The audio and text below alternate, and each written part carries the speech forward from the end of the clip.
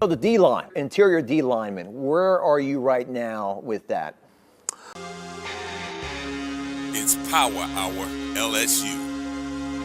PHL, extra little bit of swag, an extra little bit of taste.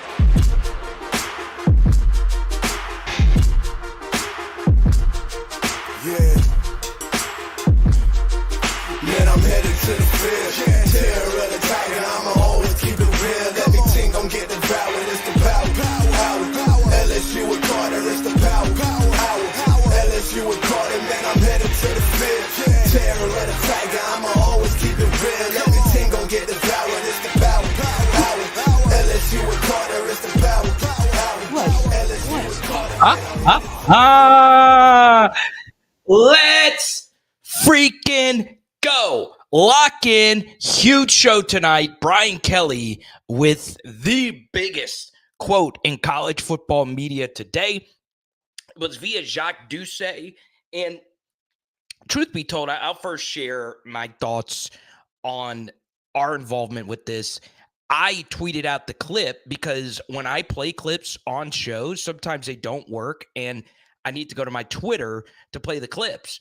But it went mega viral, so we're going to go ahead and play the clips, and we're going to give you my thoughts because every single national college football reporter has weighed in on it, and tomorrow, one of the premier college football personalities will be joining us, Andy Staples, at 6 p.m. Central on 3. A little bit later, you'll hear from Blake Ruffino of AYS Sports. But here are BK's full thoughts on buying players and defensive tackle transfer portal So recruiting. the D-line, interior D lineman, where are you right now with that? Well, I think I made it pretty clear in a number of the press conferences that I had that we were in the market in recruiting in the transfer portal looking for defensive linemen. It hasn't fared very well, quite frankly, because, we're selling something a little bit differently, and that is we want to recruit. We want to engage, build relationships. We want to develop, retain, and have success.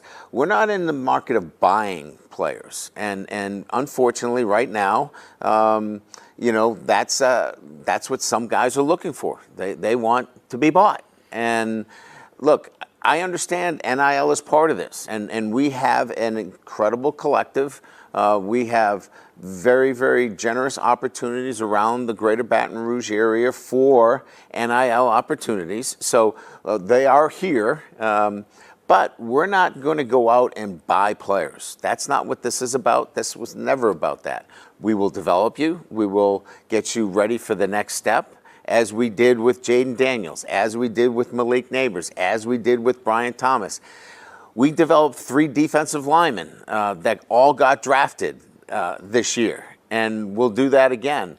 But if you're just looking to get paid, you're looking in the wrong place. If you like all the things that we do here in developing our players, bringing you into a championship program, playing in front of the best fan base in America, playing for championships, and having an opportunity for NIL, you should be a Tiger. But if you just want to get paid, this is not the place for you. Layered. There are so many different layers here. I think so many people are taking it literally. And so many people have called LSU broke, which is just stupid. They are in the business of paying players like every other college out there, right? I think Brian Kelly's just sending the message. We're just not going to be the highest bidder for players that they feel aren't worth that number. So I'm going to get back into Brian Kelly's comments in just a second, but let's first talk about how we even got to this point.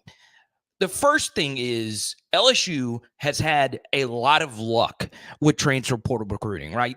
They have been better in the portal than not in the portal. Now, there have been other schools that have had more success in the transfer portal era over the past 2-ish years when it's really kicked into gear. Sure, Florida State comes to mind, but LSU has definitely been up there when it comes to portal players coming in. But the first big piece of unluckiness actually happened this year, okay? And yes, we have been unlucky that guys like Denver Harris were a disaster. Omar Spates were a disaster. But this has been probably the most talked about position group when it comes to us needing to address it in the portal, and that has been defensive tackle, right? It just happened to be the year that you lost 3 draftable defensive tackles, obviously Mason Smith, Mekhi Wingo, and Jordan Jefferson, 2 of which could have come back. They both decided to not come back. And if one of those guys would have come back, you would feel a lot better about the defensive tackle room, and there would just be more positive press about the DT room. But the year that you have basically no experienced defensive tackles outside of Jacoby and Guillory, who really hasn't been a starter, the truth is, well, you got unlucky. You just did, because the demand for transfer portal defensive tackles is everywhere. Every other college football school has pursued transfer portal defensive tackles. Everybody has been in the market of it, and there's just not been a whole lot of supply. So LSU is very unlucky that the year that they really needed to go get some portal defensive tackles,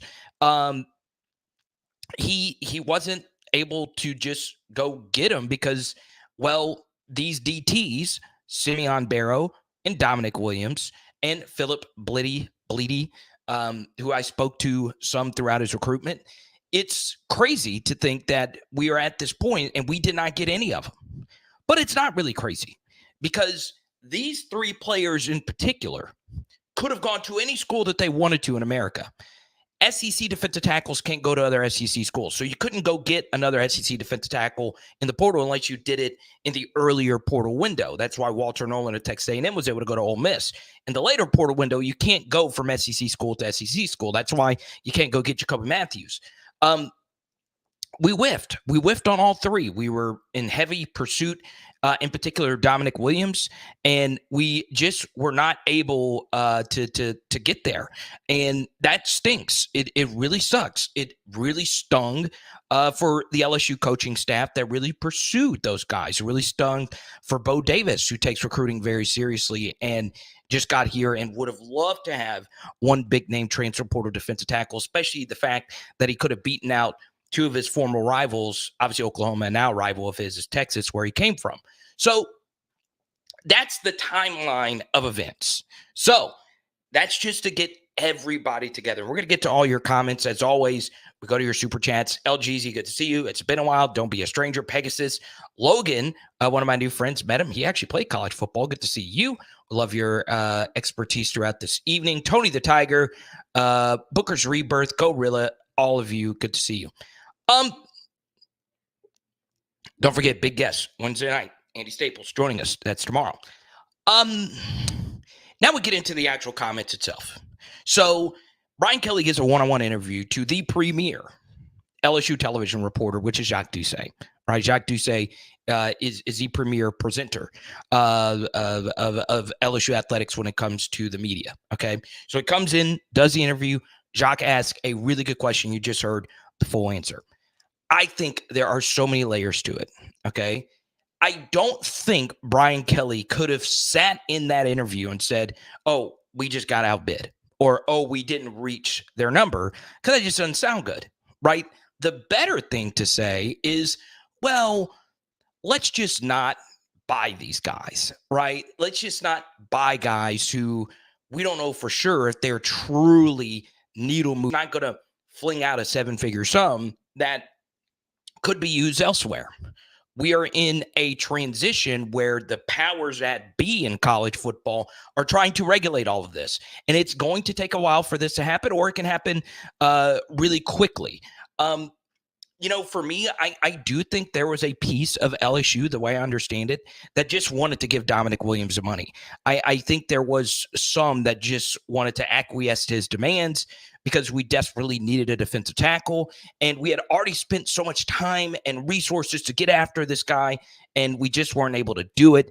Obviously, we took him to the supper club. That was very public. And it's not like LSU didn't try. They really, really, really went after him.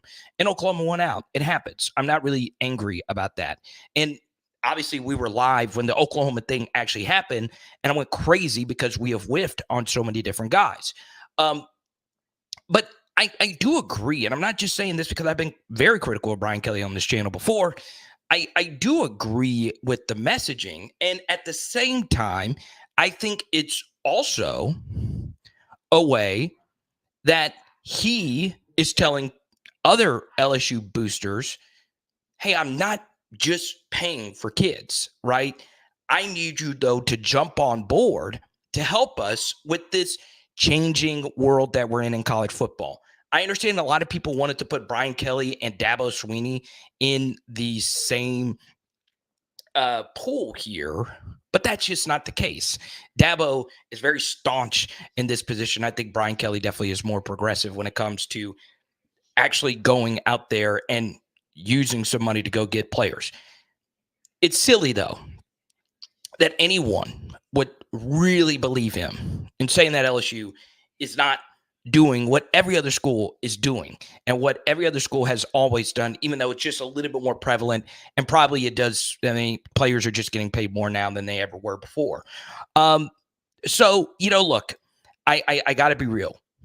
Did I love the comments from BK? I won't say that I loved them. I think he could have addressed it a little bit differently, but I also understand where he's coming from. Because, yes, we really do need another body in our defensive tackle room. In fact, it's not the fact that I think Dominic Williams is great. I just think we need not just a body, we need bodies. All right? So, I get it. And I see Brian Kelly saying, look, we're going to roll the dice with who we have here. Hopefully we can get through this season and really reevaluate everything in 2025. And hopefully in 2025, we will be better suited for the portal. But I'll be honest, it is painful for me, painful as someone who played the position, someone who loves the position, someone who looked up to Chad Lavallee all the way up to Jaquelin Roy and Mekhi Wingo, who I love dearly. Our defensive tackle room is unacceptable right now. And the fact that we just could not get someone is an issue, and that could change. We're going to talk about Aiden Huntington tonight. I think Aiden is a really good player, even though he's more of an end than he is a tackle. So, yeah, it's an issue. Let's go to Booker Rebirth, our first super chat of the evening. It's good to have you back. I think I also saw you follow me on Twitter a little bit earlier. About time. Let's go to Booker's Rebirth. Inflection point comments. BK just told us and the country he's not cut out for this era of college football. Need to get our succession plan now, says Booker's Rebirth. All right. So I've seen a few people tweet out that Brian Kelly's just not going to make it at LSU. Okay. I couldn't disagree more. I don't understand. And I saw Godfrey tweet this out. Stephen Godfrey, one of the best college football reporters out there. He had the famous Bagman story. And he said, who's going to be LSU's coach in 2026? Brian Kelly's not going anywhere. Brian Kelly's not going anywhere. He has been more good than bad at LSU. I don't think anyone would disagree with that. And we're on track for the best recruiting class we've ever had at LSU in 2025. Headlined by the best quarterback recruit we've ever had at LSU. And the single best recruit we have ever had at LSU. So this idea that Brian Kelly's not cut out for all of this is BS. I will also say this. Just because he did a one-on-one interview with Jacques Doucet doesn't mean that you should take every single comment he said there literally. Sometimes coaches, while they are brutally honest, and they really do mean, hey, I don't want to overpay for this player because it might cause jealousy in the locker room. Now, he didn't say that. That doesn't mean everything is literal, right? It doesn't 110% mean that he is literally saying we're not going to buy players. I also think the word buy is interesting. Buy and pay are two completely different things. And, well, not completely different things. I think they can have two different meanings, especially when you say them aloud. So, this is how I would have said it. Okay, this is how I would have said it. I would have said, hey, the transfer portal defensive recruiting, I do agree with him. I'm glad he was honest, saying, hey, it's not gone our way thus far, because he did publicly say a few weeks ago during spring practice that we are going after transfer portal defensive tackles. I like the fact that he was honest. What I would have said is, hey, we're just going to keep trying. There's not as many options out there, but we're going to do what we can. But he took it to another level, and I like it. You want a coach to be honest with you? Sure, that's fine. The next thing I would say, and this is part of the reason why Andy Staples is going to jump on here tomorrow. Out of every national college football Twitter account that retweeted my tweet, I felt that this was the best response. And Andy's going to fully explain his response here. He says, everyone is in the market of buying players. It's 2024 and you're not at Notre Dame anymore. You could just say it. I would push back just a little bit. I do agree that he could have just said it, but I do think Brian Kelly has his reasons as to why he just didn't say that. But that's not here nor there. The second part is where I think was truly, truly special here from Andy. But if you say we're not interested in paying way above market value just because demand outstrips supply at this very moment, it's probably true. Now, I understand this quote is just a reiteration of what I just said, but understand that there's people in the national media that feel this way right now as well, okay? Which is why, for those that are just joining us, I gave you the full timeline, right? It's the fact that you lost all three of your defensive tackles. And you just happen to be in the worst position we have been at defensive tackle since the DiNardo era, maybe the Hallman era. Okay, even then they had good DTs in that time period. We've honestly never been in this position before at this very critical position. All right, but man, I don't want to pay over $1 million for a rotational defensive lineman who no one had really heard of 3 or 4 months ago. Okay? I will tell you this. I've watched Simeon Barrow. I watched Dominic Williams. I watched Philip Bleedy. I need to go figure out how to say his last name. All right? I watched them. They are fine players. But I'm not going to sit here and tell you that they are spectacular. I think the best case scenario for one of them would be a watered down version of Mekhi Wingo. All right. I think that would have been the best case scenario in terms of talent, because Wingo was obviously phenomenal for us in particular in 2022 compared to 2023. But, I get it. Okay. I get it. And I'm fully on board with Andy. I will also say this. I do think, as far as our NIL front, we really need to get organized. Okay. We really, really, really do. I don't think we're like just totally unorganized. We have the funding. I really do believe we have it. We just all need to get on the same page here. And I think LSU took a position. And by the way, I guarantee you this. All right. I'm just going to tell you this. Do not think that only Brian Kelly can say this player needs so-and-so amount of money. There are a lot of people that need to sign off on that, especially if it is something like that. All right. Especially if it is a 7-figure sum. All right. Now, if Ndamukong Suh was a true sophomore in the portal and he was asking for that amount of money, I don't think anybody would disagree with that. But, this is where we are in an unregulated market. Do I think, though, that it can be taken a wrong way in this day and age where you say, hey, we're just not going to pay for guys? I think it could. I think we've seen a bunch of Oklahoma media members victory lap Brian Kelly's comments.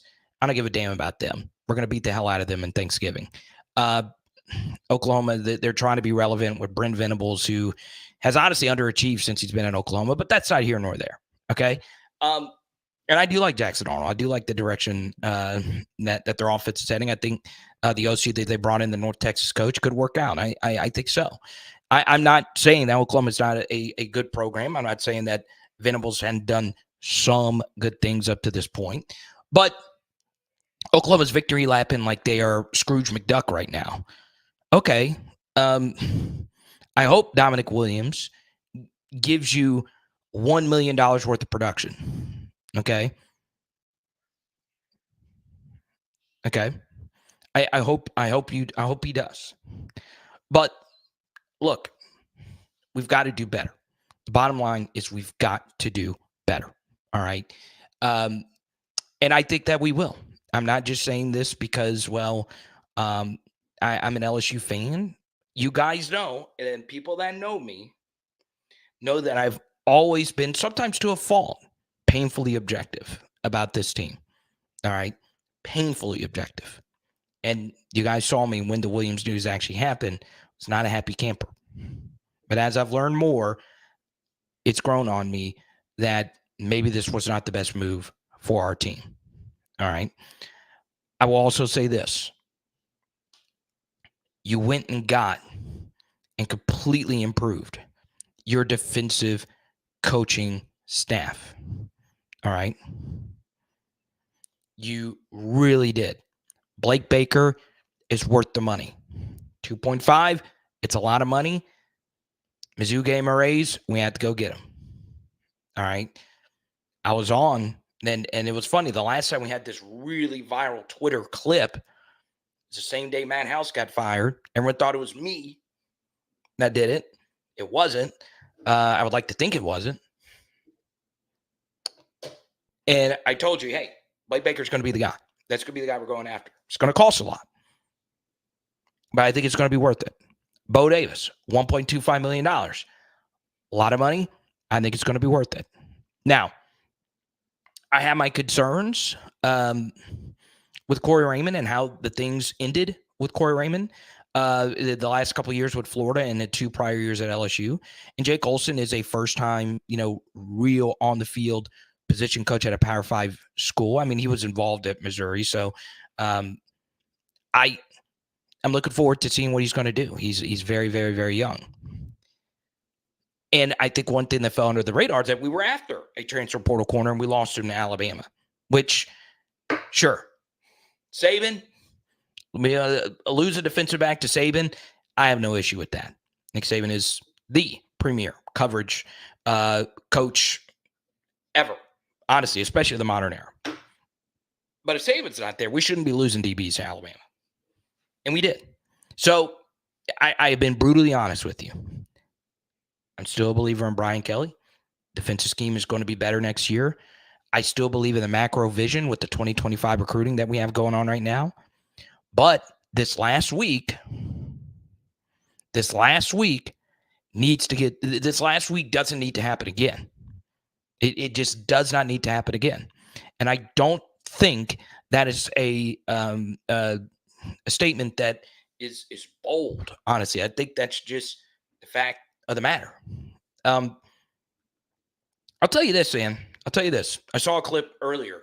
Another national media member. It was Bud Elliott tweeting out a clip on how much he likes LSU this next year. He's like, Bud has always been very pro Garrett Nussmeier. And he's one of the most critical college football commentators, and I like him for it. He's a bold guy. He is very pro Garrett Nussmeier. He is very pro our offensive line and our offense. But he said, quote, is LSU going to run a 2.63 next year? And once again, is Bud Elliott an LSU fan? No, he's a Florida State fan. Does he have any disdain towards LSU? I don't know. I don't know him that well. But that is that's how he sees it. I don't think we're going to run a 2.63. I think he's hyperbolizing just a bit, but that's how he sees our position group right now. It's how a lot of people do. Okay. And I'll say this again as well. I hope, and I've interviewed 2 defensive linemen in this room right now. And obviously they're only true freshmen. But still, Gabriel Relaford's going to be a really good player here. Ahmad Bro's making a switch to defensive tackle. I love his heart, love his tenacity. Still think that bull rush viral clip last year was so insane. I hope every single defensive lineman in that room, especially the defensive tackles, are using all of this bulletin board material. And, I said this when Ed Orgeron was hired. The one thing you can never, ever, ever accuse Ed Orgeron of is him not having haters. All right. I think people that, like Bryce Young's Heisman speech had so many doubters. And no, you're a 5-star quarterback at Alabama. You're a 5-star quarterback at Alabama. You don't have many doubters. You're undersized, sure, but you don't have many doubters. Ed Orgeron had real doubters when he was hired. I mean, it was not loved. It was not a move that anyone really loved. And this defensive tackle room truly has doubters. Like, there is not a single human being in the national media and the local media, anywhere. Your coach is publicly said, we're going to be in the portal market for defensive linemen. He said only defensive linemen a few weeks ago. Use this as bulletin board material. As LGZ says, Preston Hickey Heisman season. Use it as bulletin board material. Let it seethe. Let it be salt in your wounds. And you tell the world,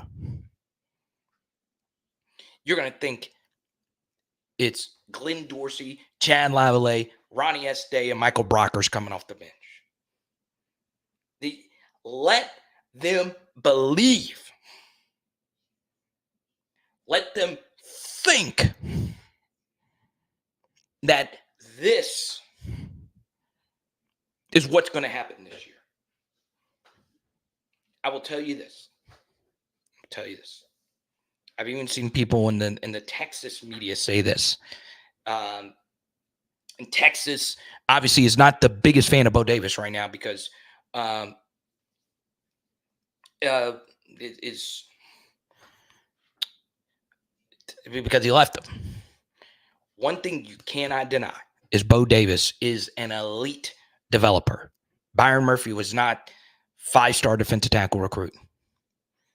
And a lot of DTs who normally go the first DT off the board, they're normally the 5-stars. They're normally the 5-stars. Glenn Dorsey, first DT off the board in his draft class. He was a 5-star. Travon Walker, first DT off the board in his class. He was a 5-star. Carolina Panthers, Derek Brown, Auburn, 5-star. He had a middle tier 4-star in Byron Murphy, and then he had another defensive tackle who was a 3-star in T'Vondre Sweat. Go in the first 50 picks of the NFL draft. He is a master developer. Okay, it's what he's always been known for. He has a special ability to coach a defensive line, even though most people, and honestly, data does support this. It comes down to recruiting ranking and athleticism at that position. It does. Now, we've had great 3-star unheralded defensive linemen at LSU, but most of them have been the elites, the elite recruits, the top 100 guys. Most of them. Okay? So I'm truly of the belief that Bo Davis is going to have at least one of these guys step up for us. And hopefully it's Dominic McKinley who fits that 5-star principle. Okay?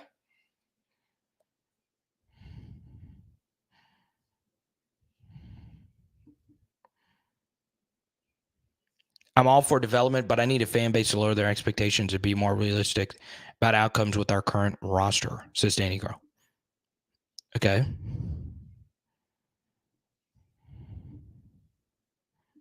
Let's go to Chance. He said you needed to fire Matt House sooner.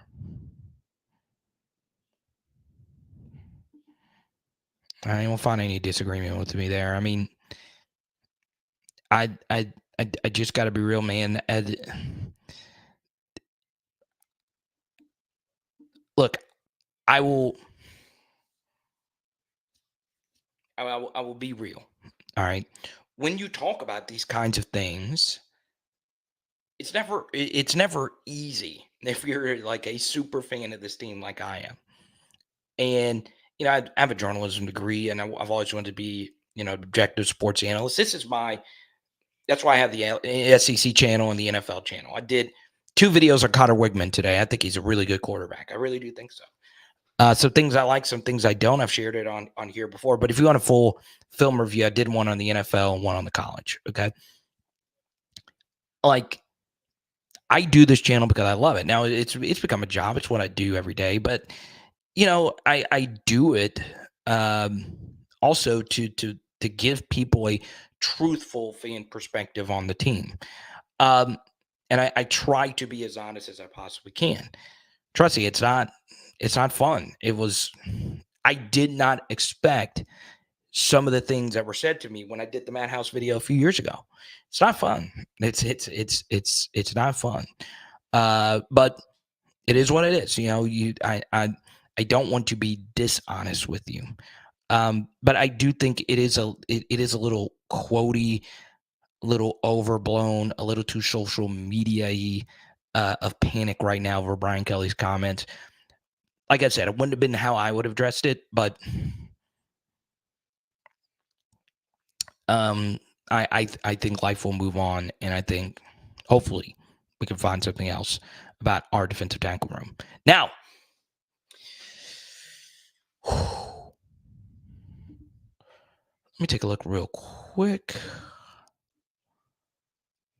Gonna lock it in. I was going to get in. Okay. We will have our guest on here in just a second. I actually just looked at the LSU baseball score and it kind of pissed me off, but we'll be on in just a second with probably my favorite person in all of sports media. It's PHL. Hang out. Let's go. I think joy and happiness and doing things you like is important. My favorite thing is sports cards. When I'm not on YouTube, I am building my collection. And when I started, I wish there was a sports card strategy show. He wasn't necessarily going to be a first-round pick before all this Heisman buzz. Now they're talking about him being a top 5 pick. Paul Hickey and the team at nooffseason.com personally helped build my Jaden Daniels collection, and they're looking to do the same for you. Just check them out on social media or nooffseason.com. All right, y'all, you know them, you love them. You can see me every Monday night. I don't know if they love me. No, they love you, man. No, not right now. I'm getting abused right now. Why? I'm sure, which we'll talk about it at great length here. That's my other, so I can see you.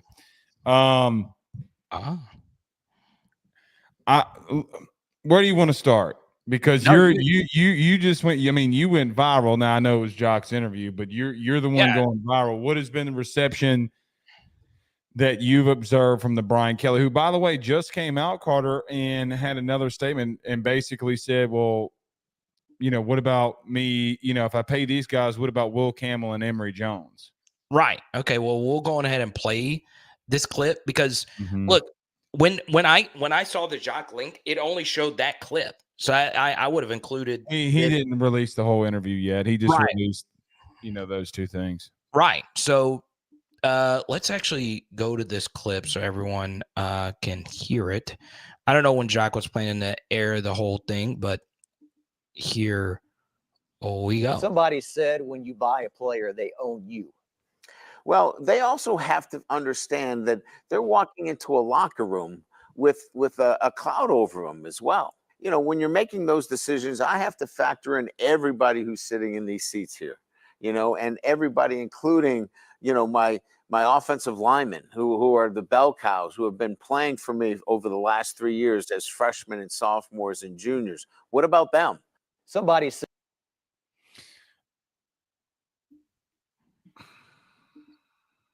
Go on.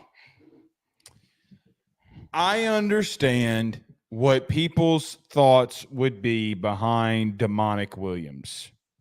I get it. If you ultimately don't want to pay that much money, I understand it. Really, I do. Even if I would have gone that far to make a point, okay,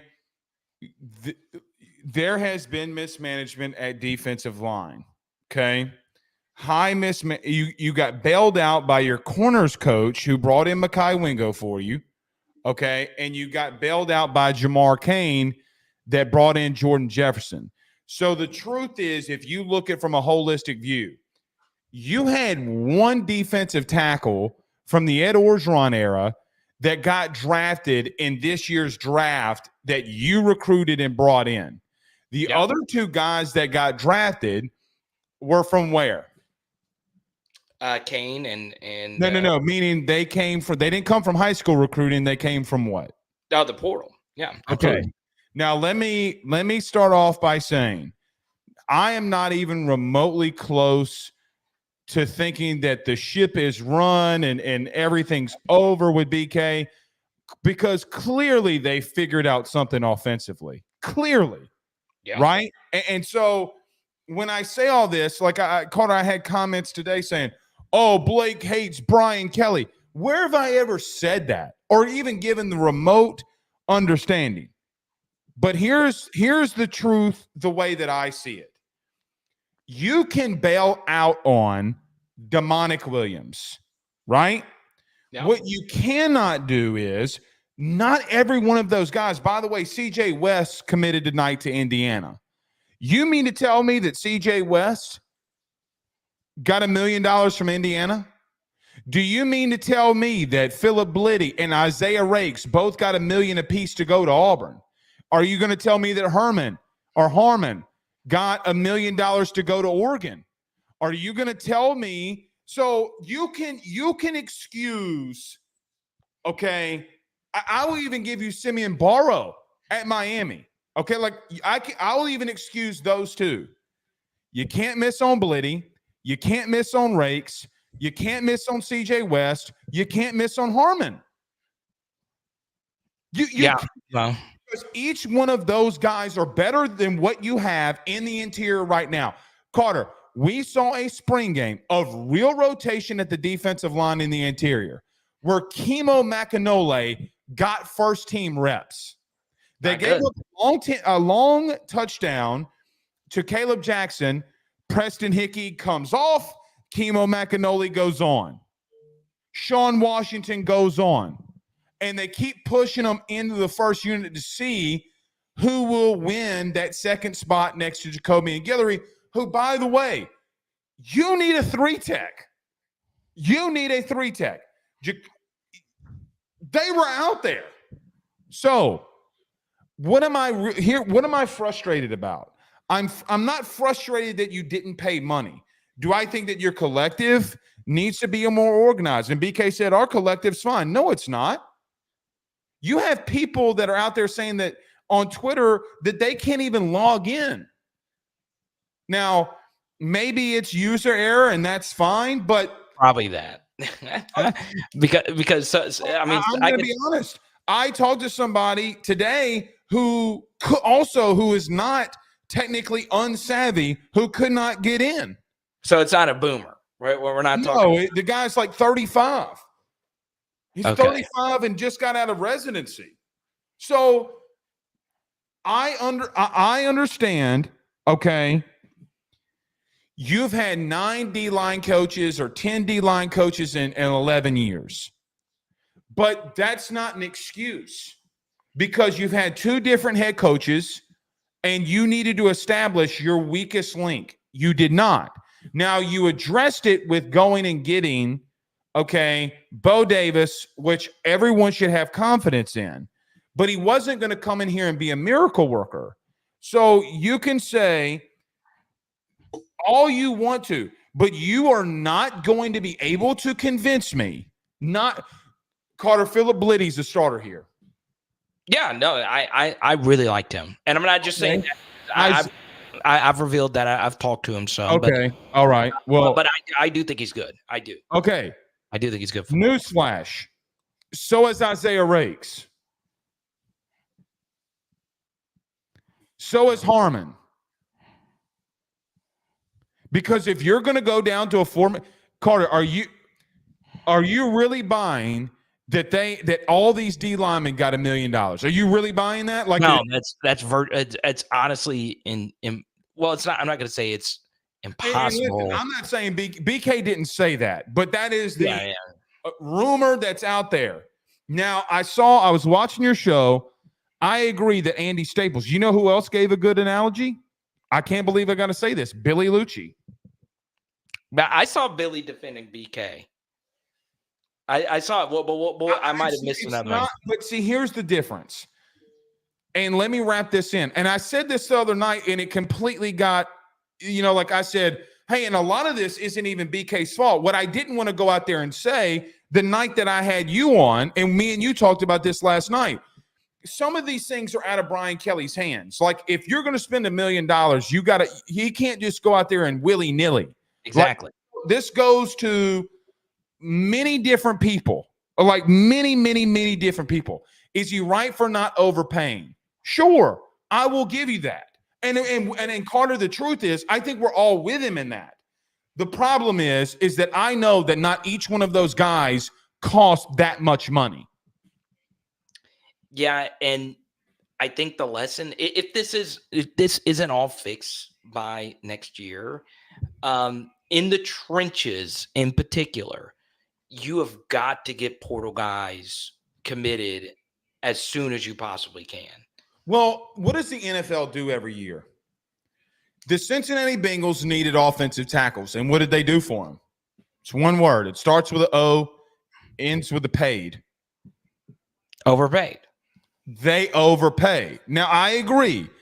Overpaying can hurt your locker room. I get that. But what I'm trying to say is you could have given somebody the more market value for what they are than what Will Campbell is making. I'm sorry. Because you're there. I know you don't agree, so let's argue. Let's debate on it. So you're saying you're fine with Will Campbell not making as much as No, I didn't say that. I said pay him as much as. Oh, so you're saying match it. Yeah, match it. So nobody has a problem. If pretty much everybody's making around the same amount of money of your superstars, Emory Jones, Harold Perkins, Will Campbell, Garrett Nussmeier, whatever it is, you're in an unfortunate situation. Like, Carter, if a defensive lineman comes to you and says, hey, man, I want $400,000 to $500,000. That is my asking price. Everybody's got the same asking price, okay? Yeah. I get that people are going to say that that's too much money. Newsflash to everyone that is alive right now in living color. That is what the current rate is during the winter portal. Sorry. Yeah. It's the going rate. So the point that I'm trying to make is I'm behind BK. I feel like they are doing really good things offensively. But let me ask you this question, Carter. Where did Deshaun Jones commit to, the corner from Wake Forest?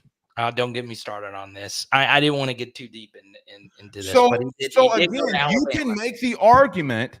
You can make the argument, okay, you didn't want to overpay for one guy. Okay? That I get that.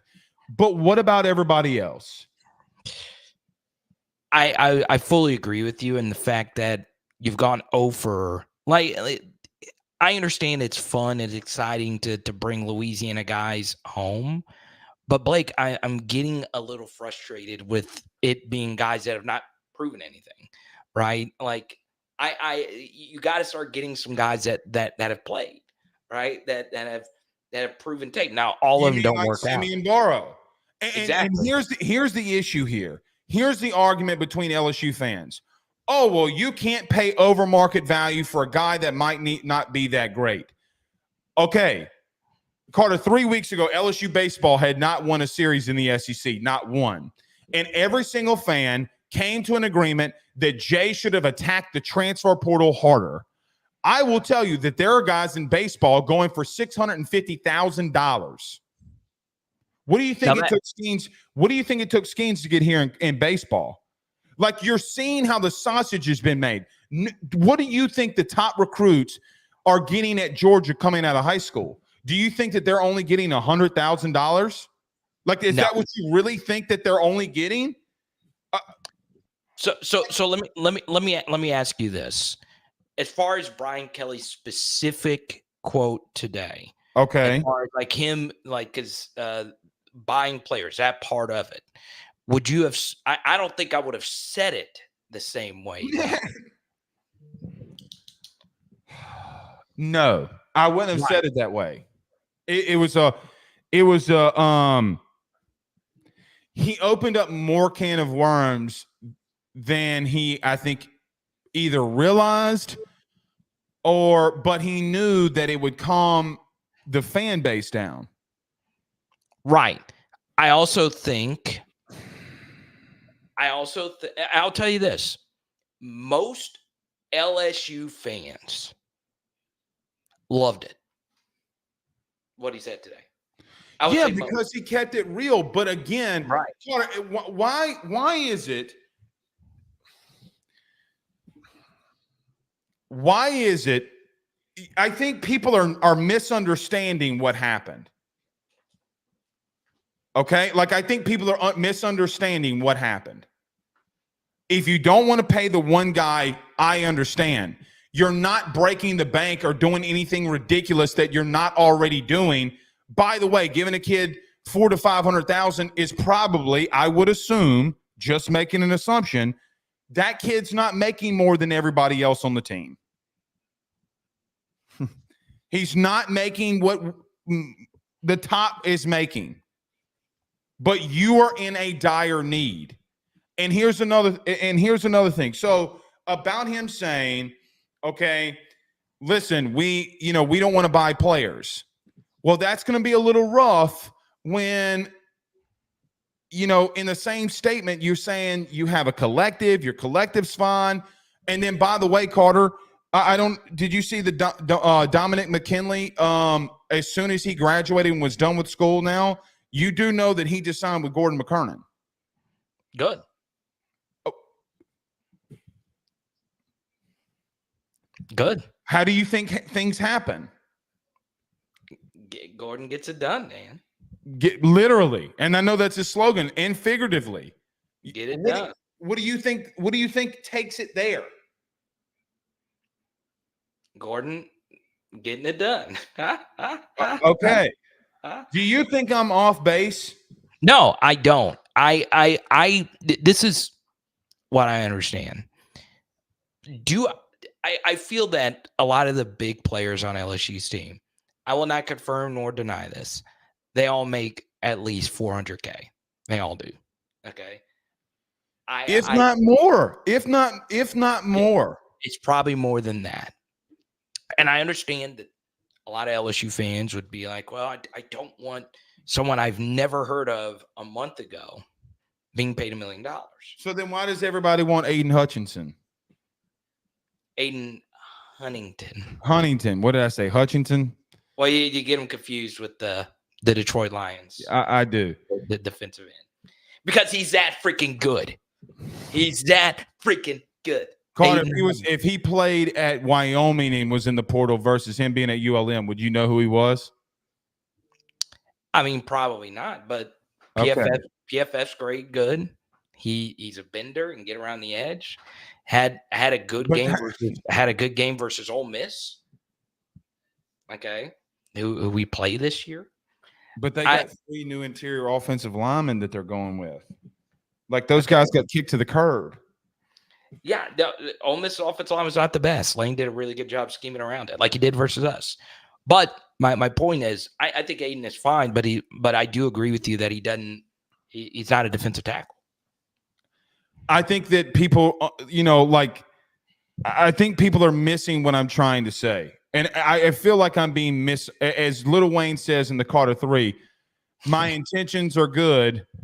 Oh, Lord, please don't let me be misunderstood. That's what I think is going on here. And because I say it with passion, people get pissed. But all I am trying to convey here is it's a bad look today when Brian Kelly's comments today wasn't really a bad look. It's going to come off and go viral. I mean, Carter, you got 1 million impressions already, and it's breaking the internet. By the way, just lean this off. Your name and your clip is going to be shared everywhere starting tomorrow morning at 6 a.m. When the news starts cycling tomorrow, that's all that's going to be played. So what people will generate to it as well is, okay, like what Bellucci said, I think LSU will buy players. They just tapped out at a significant point, and the fan base came down on Brian Kelly, and he's answering for it in his own way. Right. I will also say this. Okay. I know that some people will say, well, why did Brian Kelly do this interview? Maybe he wanted this out. Maybe he wanted this. Yeah, because it's been a talk, Carter, for the last 84 hours. And I do think, there's not really any news thing coming up, so he needed to say something about it. I also do think, from a booster's perspective, who I did speak to one last week, he's not one of the high uppity up ones, but one thing he did relay to me, and you and I talked about this privately, is there's just a lot of boosters that don't really get on fire about paying a kid $1 million. But Carter, especially one that they don't know. It's a little bit different, like donating $1 million and getting your name slapped on a building. Okay, but if you could have used that same $1 million and gotten 3 defensive tackles for what their asking price was in this spring portal window. Yeah, and I agree. You get what I'm saying? So again, if you're going to spend $750 to $1 million, roughly, okay, you could have gotten 3 of them. Yeah, it's especially if you would have moved, a little bit quicker. Like, let's just say someone like Walter Nolan, right? Correct. Like for instance, if I ran LSU's team, okay, or if I was the overseer in all of this, okay, as with anything, this is how it works in the NFL. Contracts for the premium players goes up, right?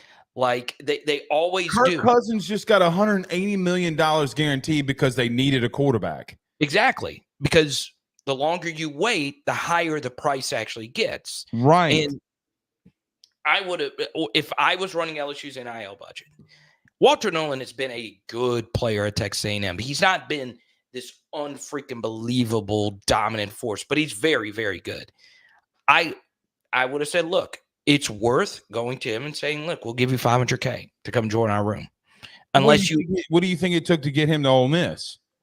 I would guess that. I would guess it was probably around that. Now, if it's more, then obviously you got to reevaluate a lot of stuff. And obviously getting a 5-star transfer for Texas A&M did not work out last year, but not everything is apples to apples. I would have, and if it's not Walter Nolan, I would have found someone else a little bit quicker in the process to where you're not grasping for straws. Now, we didn't have a defensive line coach at the time. So that obviously, you could have told him Bo Davis was coming. Right. I mean, that was just kind of known. Okay. Right. Here's my thing. Let me ask you a hypothetical question. Right. Brayton Fisk goes into the portal last year, goes to Florida State. Florida State paid for a lot of players defensively to go to Florida State. How did it work? How does it work for them? Oh, they're one of the best. When they were healthy, they were top 3 defense. Michigan, okay. Yeah. With that being said, would you have given Brayton Fisk $1 million knowing what you know now? Yeah, I mean that would be a bargain at that. I mean, okay. Yeah. I think people are money watching as much as, like, Carter, there was other you went all in for one kid, you missed, which then hurt for other things. If you notice, multitudes of these teams didn't get 2 guys. Texas got one. Oklahoma got one. Miami got one. As soon as Harmon saw that Barrow was going to Miami on a visit, he said, "Skirp." Dan Lanning picks up the phone, calls 1-800-PORTAL, and then says, "Hey, dog, why don't you come out here?" Nobody got two. Of the 5 big teams that needed interior defensive line help, Brent Venables said 2 weeks ago, Carter, I was listening to his press conference, said, "I think we're interior defensive lineman away in depth to getting to the playoff." And he got it done. BV got it done. I think that what I'm saying is getting. Do you feel like with some of these comments that my words are being misunderstood? No, I think people are with you, and I'm with you. I'm with you. Let's get to a few comments. All right. Says Carter, you're deflecting. Blake is right. You want to be the best. Pay them. Stop wasting time. I don't think that's. I didn't say that. Right. He didn't fully say that. So, but I understand. I understand where you're coming from, Marvin. It's just frustrating. You just want to get something done, but man. I'm going to be honest. This is my personal evaluation of Dominic Williams. Okay, was he great? I mean, he's good. He would be the best defensive tackle in our room right now. But when I saw like his defensive line coach tweet out a clip of his, and I was like, wait, that's a clip you chose to show everyone?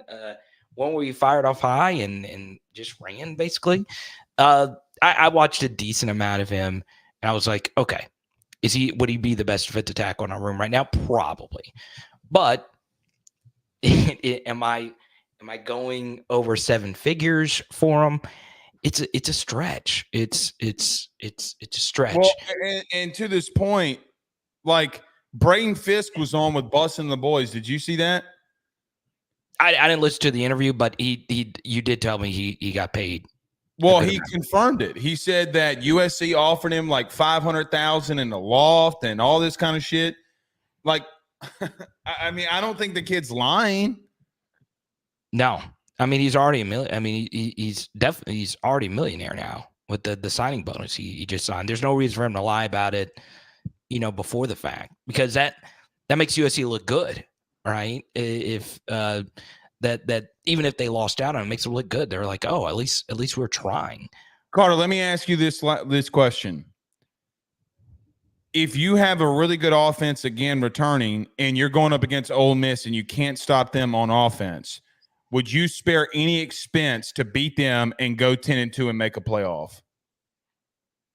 Let's reword this for just a second. All right. Say that you know that you're going to win 9 games for sure next year. 100% going to win 9 games. But you know that you're going to lose 2.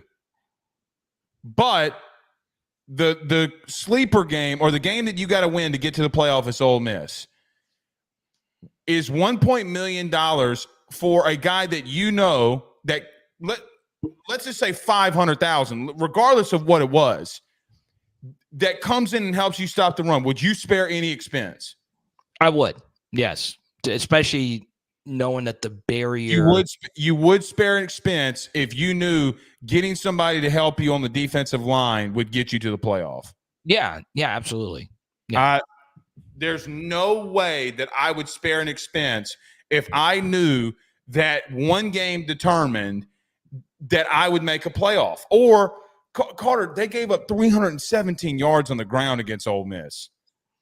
That's more. You and I both know that that's more than just scheme. No, it's personnel. It is. And look, I will say this. One argument you can make in favor of actually paying Dominic Williams that amount is the barrier of getting into the playoff is lower, right? Like you just said. That's my point. Like if you're team 11, anything can happen in an expanded playoff. Anything can happen. Carter, what happens if you're a 6 seed and you got a playoff game at home and you're LSU and you make an extra $4 or $5 million? Then what? Could you imagine? Could you imagine December 20th, Game 1 playoff, the first ever playoff expanded game played in an actual stadium, being at LSU? Could you imagine that? So let me ask you a defensive line specific question. Okay. And if you want to get a question in for Blake, let him know. I will take a look at the LSU baseball score. It's bottom 8, 5 to 4. Bottom 8, 5-4. Oh, you're multitasking. You're watching the game. Yeah, I'm actually when I look at over here, I'm looking at you. When I look right here, I'm looking at the game. So I love it. What a chance.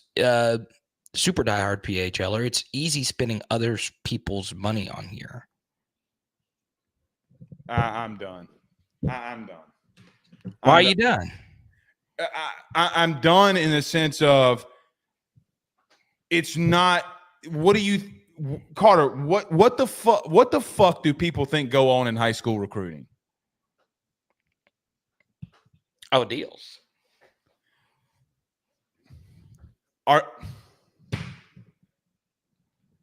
He really cut out. No, I'm here. I'm here. Cut out. Oh, I did? No, I kind of froze there. Oh, keep going. Oh, okay. Keep going. I'm just done. You know what other fan bases are currently saying? $10 million, $100 million guaranteed head coach says that he's not going to go out there and overpay for players. That's the real storyline. Tomorrow morning, the Wall Street Journal is going to run $100 million guaranteed coach says that $1 million for a player is too much. Right. That's what it's going to be. That's what I led the show with.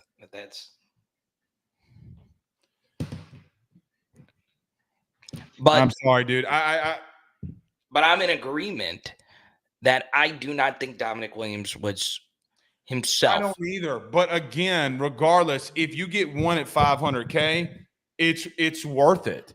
Oh, it's definitely worth it. Let me ask you this. As far as the current LSU defensive tackle room playing out, let's just say LSU gets nobody.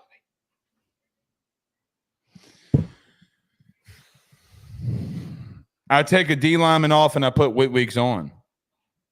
Right. I mean, I go super athletic. And Carter, here's another thing.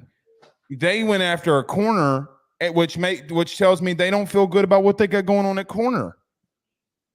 So Blake Baker's going to have to be Michelangelo, not talking about the turtle. He's going to have to be the artist. He's going to have to be Picasso. By the way, that Michelangelo not being a Ninja Turtle was a pretty good line. He's going to have to be Beethoven. He's going to have to legitimately bring serious amount of art and creativity and scheme. Carter, I would throw everything, but I'd throw the kitchen sink at everybody. And if we give up a busted play, well, you're going to give it up anyway. Carter, what did people see in the spring game? Blake, it's just a spring game. You got run all over. Oh, Marvin, don't ever say that on here. Don't say that. don't say that. I don't want that to be a thing. I definitely don't want that to be a thing. Justin says, how big is Quincy Wiggins' transfer now? It's not that big. Yeah. He's an in and not a tackle. It's just not. Amacat agrees with you. Move Savion Jones to the inside. I don't know. You can do that on third down. You can do it in specific situations. But Carter, on first and goal at the 1 yard line, you can't put him there. No. But you did mention, or it might not have been you. Bulk him up and. I mean, he's big enough now. By the way, Jared Jones just hit a 2-run home run to give LSU the lead. Let's go, Bear. Let's go, Bear. I'm telling you, man. I don't know how many texts I've sent to you. Is Bear Jones special? Yeah, because you want his. I mean, he's got massive paws on what I'm about to say. I've never seen that big of an ass on another human being in my life. I get paused all the time about how I like my athletes thick. Dude, it matters. When teams go scout the combine, there's a great story in The Athletic about this. They go look at ass. They look at your ass. Unless you're Hugh Freeze and you go look at ankles. I would look at those too. Back to this on Jones. I mean, Carter, I'm up for you trying to do anything at this point. I don't think people realize how bad you are in the interior. I really don't. Like, I really think people are going to be like, oh, well, we're going to be okay. Carter, here's what we need God to send manna from heaven that Dominic McKinley is ready. Yeah. And defensive tackle is a hard position. Some have been able to do it as true freshman. I mean, Gotchow came in and was like a heavy snapped true freshman. There's not really been many. But if you remember that year, Devin had to play because they didn't have interior defensive linemen that were good enough. Yeah, so you're just hoping. He played out of necessity. Yeah, so hopefully you can get the same thing out of McKinley, but I still think he's more of I think he's more of a year 2 guy. But he's going to have to be a year 1 guy. He's going to get the chance to play a lot. So Demarion Johnson, more of a year 2 guy for me as well. I think I don't.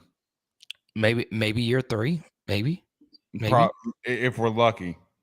Yeah, I mean that's definitely a stretch for. So if you're not going to be okay, like if you're not good there, what would you do?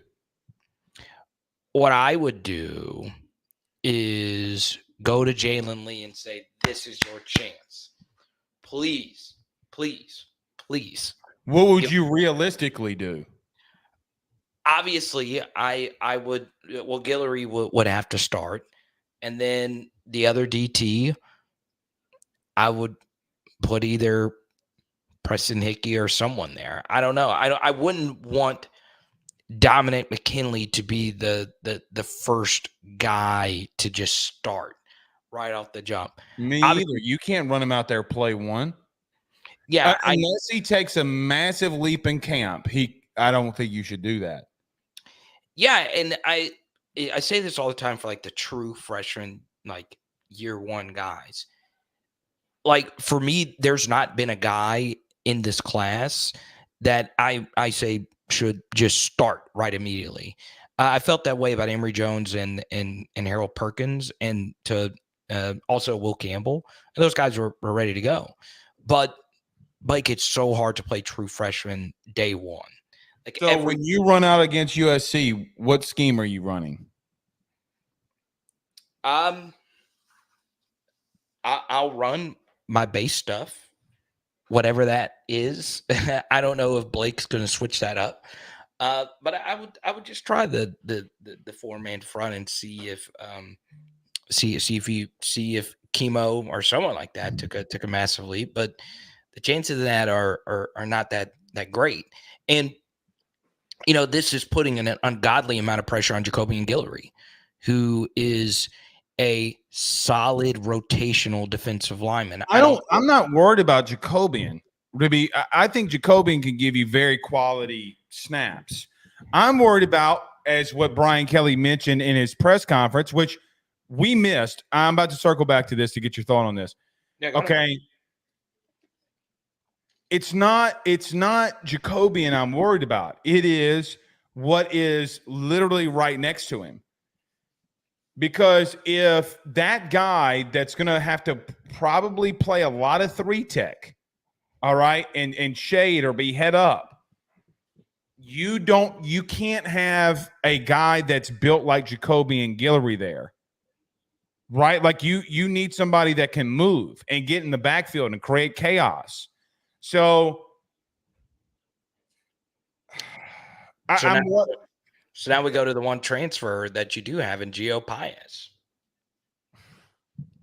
I mean, maybe that kid can start. Maybe that kid can play, and maybe that is what they have to go to. I mean, maybe it is. I was going to save him here at the end for this reason, because if you want to do what you said, a 3-3-5, if you are going to do that, you're going to have a lot of 0-tech type of alignments or shade alignment from your nose tackle. Paez has experience doing that. He played that almost exclusively last year at Wisconsin in that role.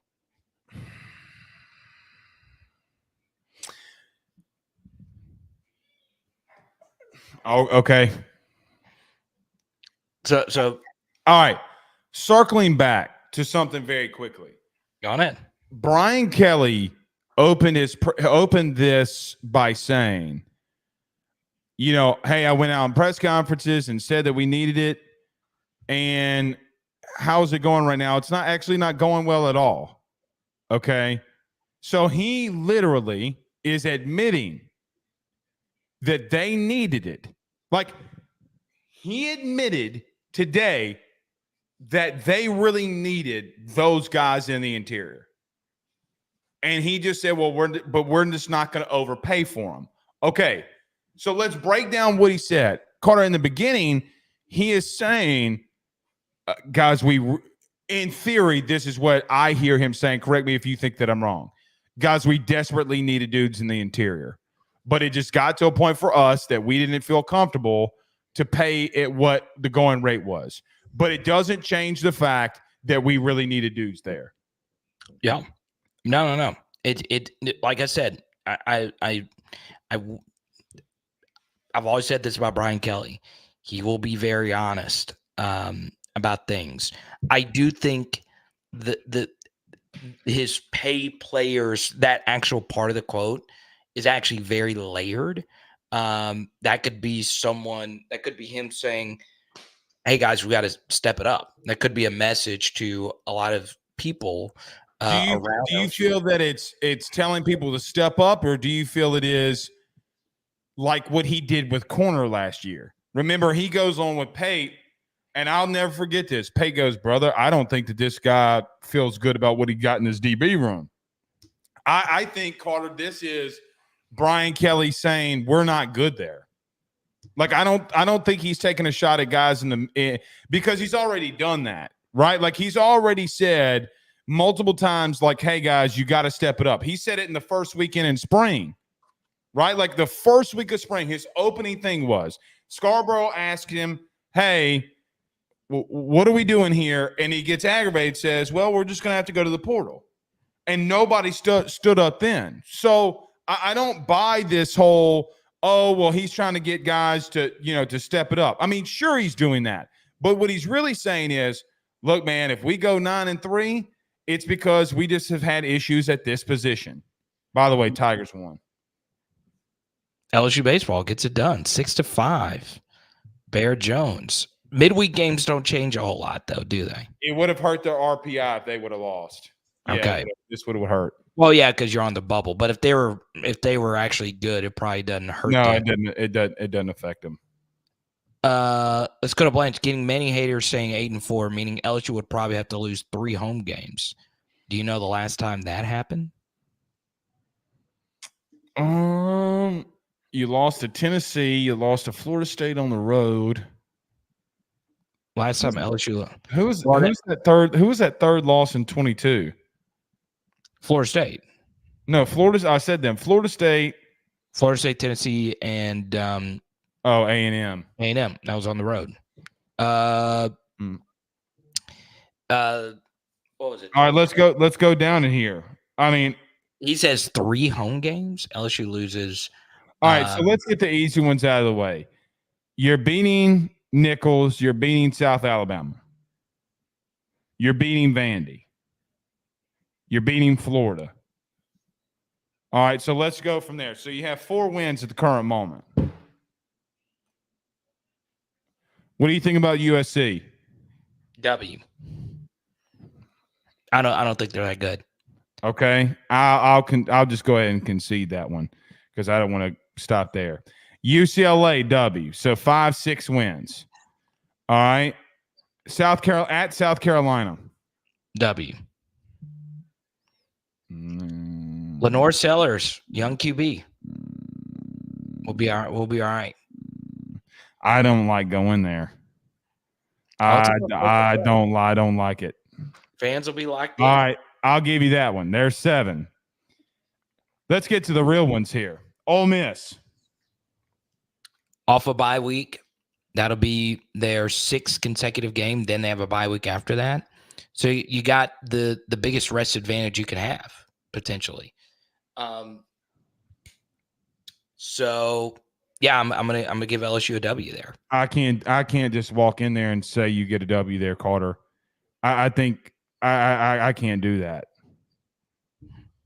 All right, we go to Arkansas. W. Okay, so can we concede? Okay, Ole Miss. We'll say Ole Miss is an L.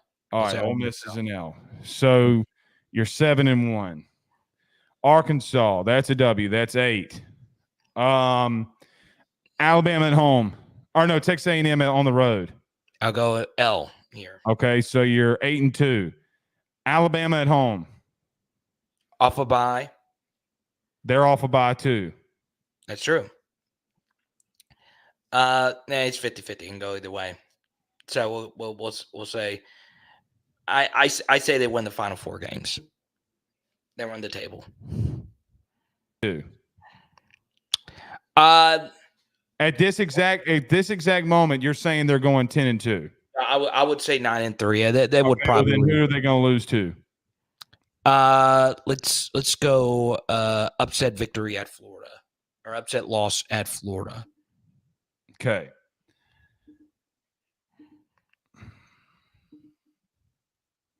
I think they can lose to Ole Miss. I think they can lose to Texas A&M. I think they could lose to Alabama. I think they could lose to USC.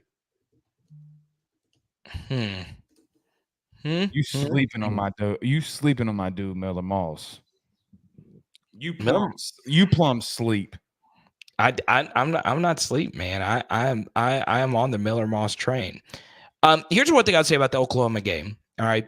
Shit, you almost gave him a win against Ole Miss. So shit, what you really was saying was 11-1. No, look, I think right now LSU is a 9-3 team. I think LSU is a 9-3 team. So let's just say Oklahoma. Oklahoma has to play Alabama the week before they play LSU. Okay, that's a tough stretch. Now they do get Alabama at home, so it's not a back-to-back road game. And then Ole Miss, you got to understand, they are going to be on top of that. I was just confirming this. They'll be on the back end of a back-to-back road game. So you will have the absolute best rest advantage you can have. You'll have the bye week before Ole Miss, get the game at home. Ole Miss, no bye week yet in the season. Once again, everybody's getting 2 bye weeks this year. They got to go on the road to South Carolina. It's a leap year, right? Right. So you got to go to South Carolina, long road trip, back to Oxford, then back to LSU to play a team off a bye. So, you know, I am about, bye weeks and rests and all of that nature. It's not the be all end all, but it's hard. It's hard. And there's going to be 100K in Tiger Stadium. I think LSU will beat Ole Miss. I do. I think A&M on the back end of a back-to-back is I think they can beat Ole Miss, but I don't think that we can waltz into a season and say, like, that's not more than a toss-up game. Carter, they have a better roster than you. Defensively, for sure. But do you think offensively? I mean, they're better at you at every position, in my opinion, maybe, other than the offensive line. Running back? Name your are you Carter, maybe who does Ole Miss have a running back? But see, here's the thing with Lane, though. He takes a ketchup packet, a bottle of ranch, and some cocoa melon butter, okay? And somebody in that pack is going to run for 1,000 yards. Well, they got Bentley and Diggs, so it's a good backfield. Well, Diggs is hurt, okay? Okay. But they got Parrish. They got Parrish from Miami that came back. Okay. Wide receiver, I would say it's even. They got a better number one. Well, they certainly have more experience and determined on what they have than you do. Carter, they're better at corner than you. They're better at D line than you. They're better at safety than you. No, If there's 11 positions, they're better at 9 of them. They got a better punter than you. I will say LSU, according to a graphic via 104.5 ESPN, only underdogs favored in every game besides A&M. I talked about this today. So, but that doesn't mean shit. You were favored against Florida State the last 2 years, and you got your ass beat. Yeah. That's Doesn't matter. I mean, here's the truth. Now you want to get into real schematical debate. One more thing I would say. Okay, before we get into schematical debate. All right, one more thing I would say defensively. All right. Efficiency-wise, offensively, you're not going to be as good as you were last year. It's just going to be virtually impossible. You could still be very, very, very good. One thing I keep going back to, this punter situation. All right. Dude. So not only is your defense going to be ass, your punter's might not be good. The punter situation, and LSU has been slept on at punter. I mean, Donnie Jones is in the NFL for, Lincoln was given 27 years. He's been there since the Titanic sunk. I mean, Lincoln was given the Gettysburg Address when Donnie Jones was in the daggum league. LSU has always had really, really good punter situations. I don't think Jay Bramlett was that good. I mean, he was fine. I wouldn't say he was like the best LSU punter. You didn't need him last year. But you can't punt the ball for 40 yards. There's been a lot of great offenses that have had good punters that didn't punt. Thomas Morstead was a stud. There were like 3 games in a row. Breeze never let him punt. I will get a few more in for Sir Blake Ruffino. Get those super chats in. Once again, Andy Staples will be on PHL with us tomorrow, so 6 p.m. Oh, shit's right. Me and Andy go way back. I actually looked at our messages. It's always, when you've been doing this for so long, I've not talked to him since 2011. We were talking. I looked at our messages. It was us meeting up at the LSU Alabama game. 2011. Cool. Andy's a good guy, man. Yeah. Met Robert Kraft. That was my last thing. That was my last. Oh man. Poor Robert Kraft. I still can't get over the whole Jimmy Garoppolo joke that he made. Oh God. Ole Miss has a good tight end. Got to Priesthorn. You could tight end. Is Priesthorn better than Mason Taylor? Maybe a slightly better receiver, not better blocker though. Okay. I'm going to say something that you hate. You ready? Go. You got to slow down offensively. Ooh. Can I tell you my logic? You're going to have to give Blake Baker and this defense every single opportunity that is rewarded to them. Or try Cohen Eccles at DT. Kid's an athlete. Can I tell you something that I would do? What's that? You're going to hate this. And Brad Davis is going to hate this even worse. Let's go. I would ask Weston Davis, what's up? Yeah, no, that kid's an athlete. I 100% would ask Weston Davis, what's up? I mean, if you can do a spinning 360 on the ground, stand up, bang, in a state championship game in basketball, could Emory Jones play defensive tackle? I think Emory Jones could do anything he wanted. Yeah, no, he is still the most athletic offensive lineman I've ever seen come to LSU. Ever. I've never been blown away by anybody on the offensive line. But they're not going to do that. They're not going to do that. No. You know who he's Ben Wilkerson playing right tackle. You know that, right? Yeah. I talked to a front office guy today at in the AFC South team. They said they might move him to center. In the NFL? Mm-hmm. Because of his high football IQ. He's about 6'4", 6'5". He's not 6'6", and they'd go with it. I think he's got outside shot to be the number 1 pick next year. It's a distant shot. Well, if the Raiders or whoever picks first, Carson Beck or somebody's coming. Shador Sanders coming off the board first. Somebody. Or Will Campbell? Connor Wigman might be the first. Connor is going at 2 shots. Can he stay healthy? I don't know. I mean, you got back-to-back years he wasn't. You want to hear something funny? At the current moment, Haynes King has been a better quarterback than him. I can't go that far. Availability is the best ability, and Haynes King has not been hurt, and he has. God, he's ended the season. It started the season hurt, got hurt in the middle of it, then finished out at LSU and won.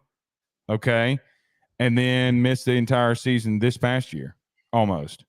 Yeah, foot, arm, banged up, but then again. All A&M's quarterbacks get knocked out for the year outside of Kellen Mond. I mean, Haynes King himself did. Right. I think you need to slow it down on offense. You're going to have to. I don't care what you tell me. You're going to have to. I will never, ever, let's just say LSU's offense wants to go fast. Sloan wants to go fast. The offense wants to go fast. And they're putting up points at will. I will never disrupt that. Well, they're not going to do that. You already said that they wouldn't. But if they function better that way, yes. Well, I'm not saying don't ever go fast or don't give them the ability to. But Carter, if you're in the beginning of the game, okay, and for whatever reason you get the ball first, I'm not coming out guns blazing. Give them the ability. Give Blake Baker the ability to have time on the sidelines to talk to the staff, to talk to players, and then go from there. I'm telling you, you can't, brother.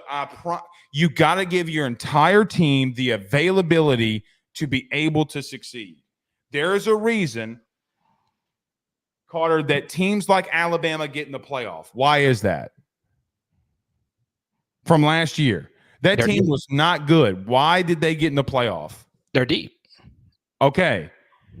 So their defense, they slowed things down, okay, to give their defense a dying chance to be able to be successful. It's not a complicated scheme that what Saban did last year. Yeah, Carter, but if you're going to score, you're going to score. Right. Leaving 5 seconds on the clock versus snapping the ball with 15 seconds on the clock is a big difference. I will say this. I do agree with you if you're a heavy underdog. All right. Then why did Saban do it and get to a playoff? Because their offense, their team, which is very flawed. I will go to the grave saying this, that was the best coaching job he had ever done last year. But that's my point. So how can he do it and have success and get into a playoff? By the way, beat Georgia, and we think that this isn't an availability that needs to be there. So you want to run that offense. You want to do the Jerry Kill. You want 10 not seconds. all the time, no. Not Okay. all the time. But hey, you know what I do want? I want you to go back to being 2022. So what about like Leonard? He says Michigan. By the way, Leonard, every one of his family members are wearing PHL merch. Go to powerhourlsu.com. How about that? Way to go, Leonard. There you go. I mean, Carter, Be like what Michigan. has the last 3 national champions done? Run the football at will and play great defense. Now, you're not going to play great defense.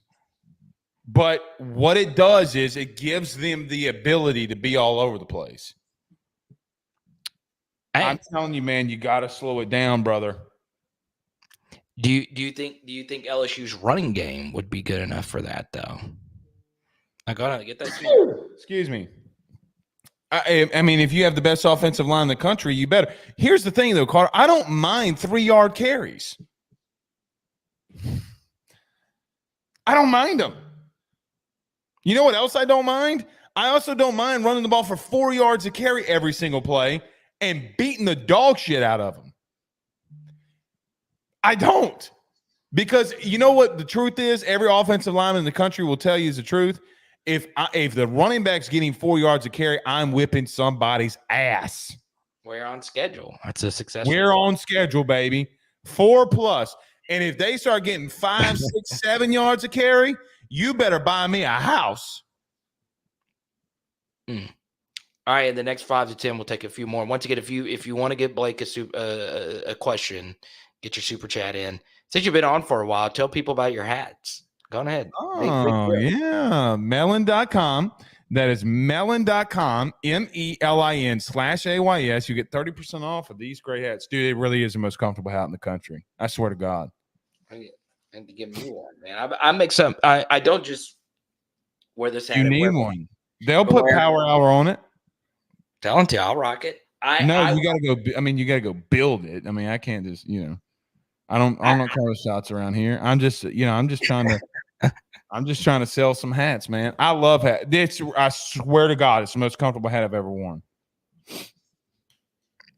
Fits that melon head, baby.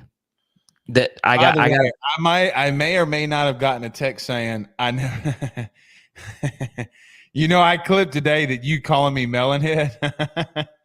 Oh, did you? By the way, do me a favor. Take your hat off and turn it around. Who you calling Melonhead? You're on like strat 2. I gotta miss one. Who are you calling Melonhead? I gotta go. So they a DJ'd a concert this weekend and wanted me to wear one of their hats. Okay, I had to go on the final strat, and it still was like this. But that's when you know you got a water head. But you want to know what's even crazier? A viewer of the channel actually sent me this. Now, this is actually really rarefied air because they sold out. This was the I haven't even shown that I've gotten this. This is the Cactus Jack midnight thing with the oh shit, Travis Scott. Yeah, and it doesn't fit. I'd be rocking this thing right here. What do you mean it doesn't fit? I can't put. It doesn't fit my head. It's impossible. How much you want for it? I don't know what I'm going to do with it yet. I still don't. Look, so I'm going to put this on the final setting. I will say, even though I've been critical of Brian Kelly, I thought he looked fly in the Cactus Jack stuff. Look, I can't even. It doesn't even let me put it on just one setting. It automatically put it on 2. Put it on 2. See what happens. Right, watch what happens. You put it on 2. Okay.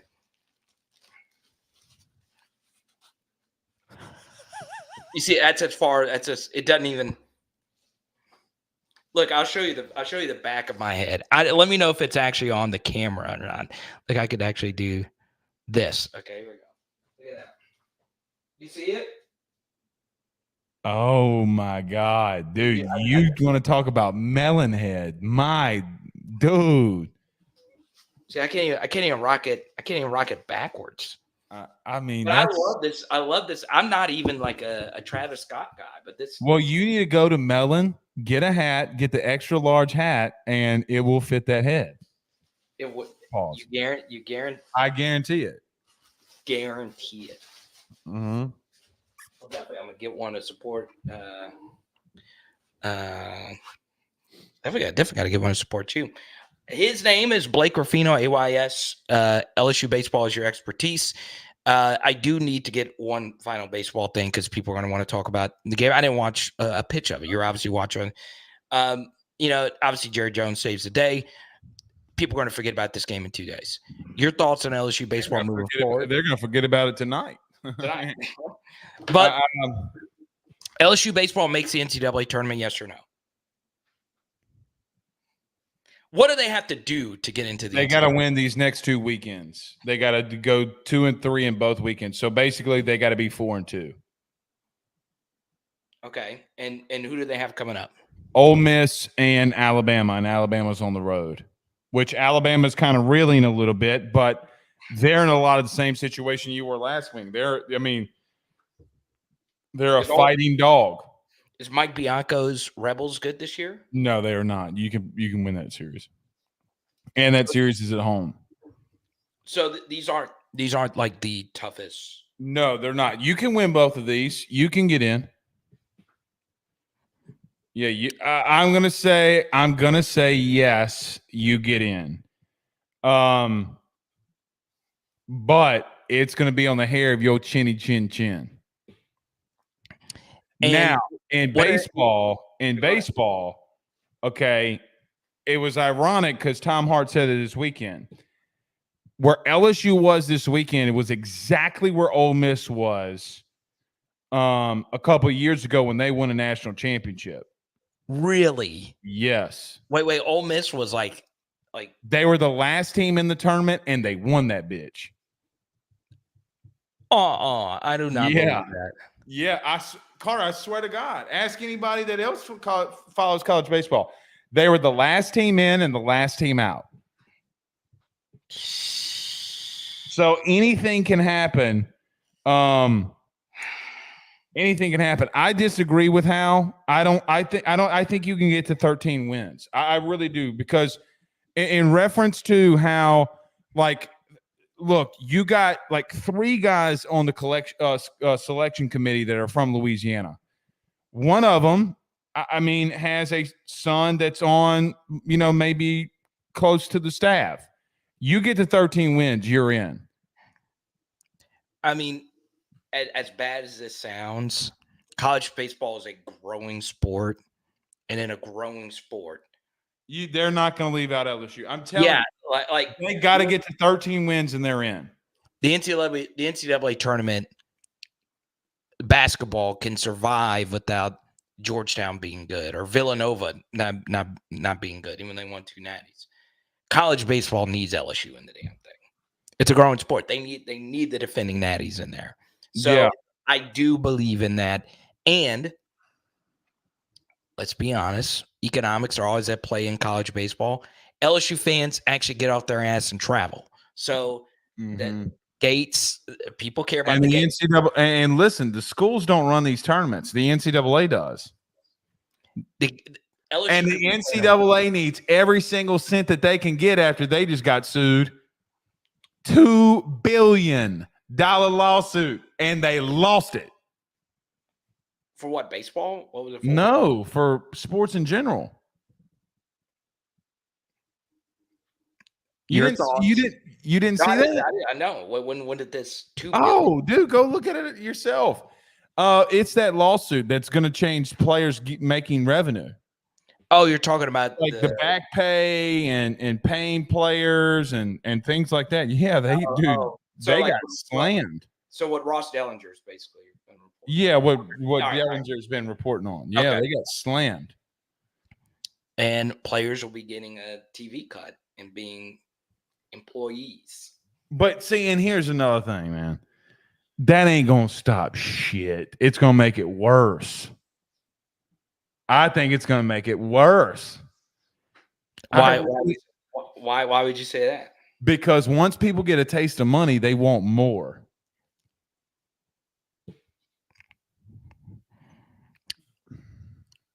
I mean, see, I don't know. I think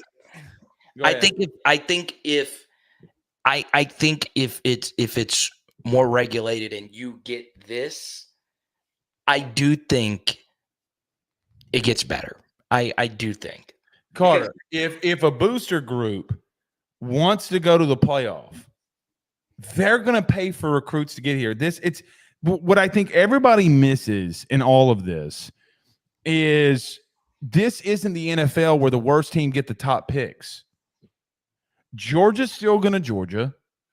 I mean, LSU's still going to LSU for what it's worth.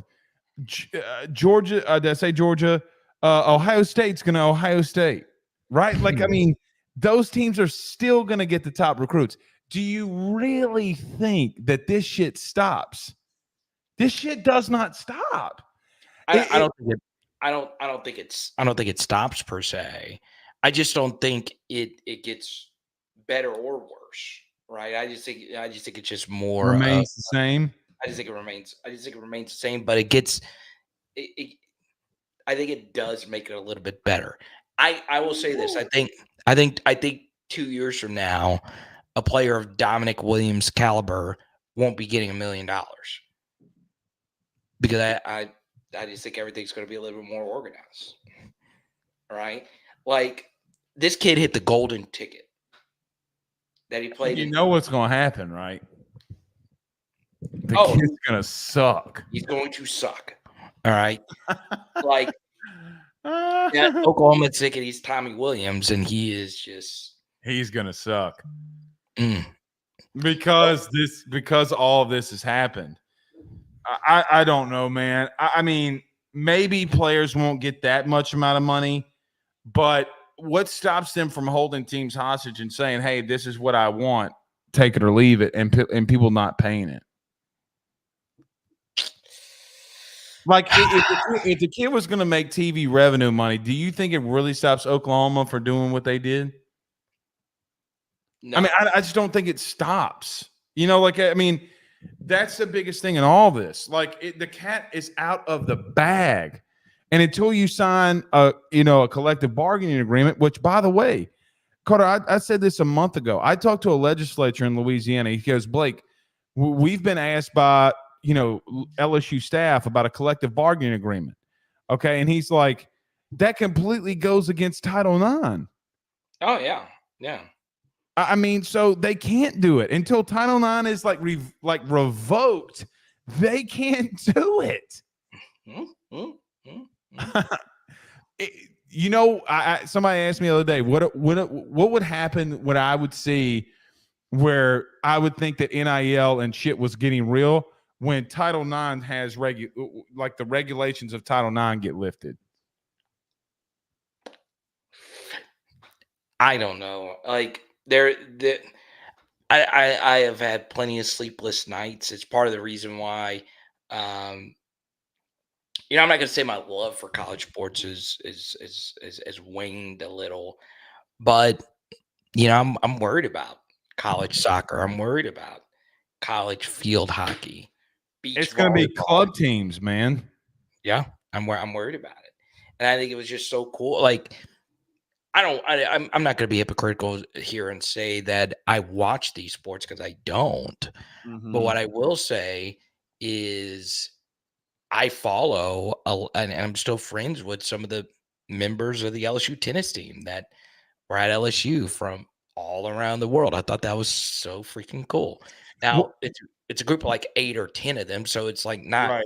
They would have been successful wherever they've gone. They actually were all brilliant. One actually ended up winning Wimbledon in doubles from LSU, Neil Skupski. But I do hate that because there are so many scholarships that were given to these players. Let me ask you this question.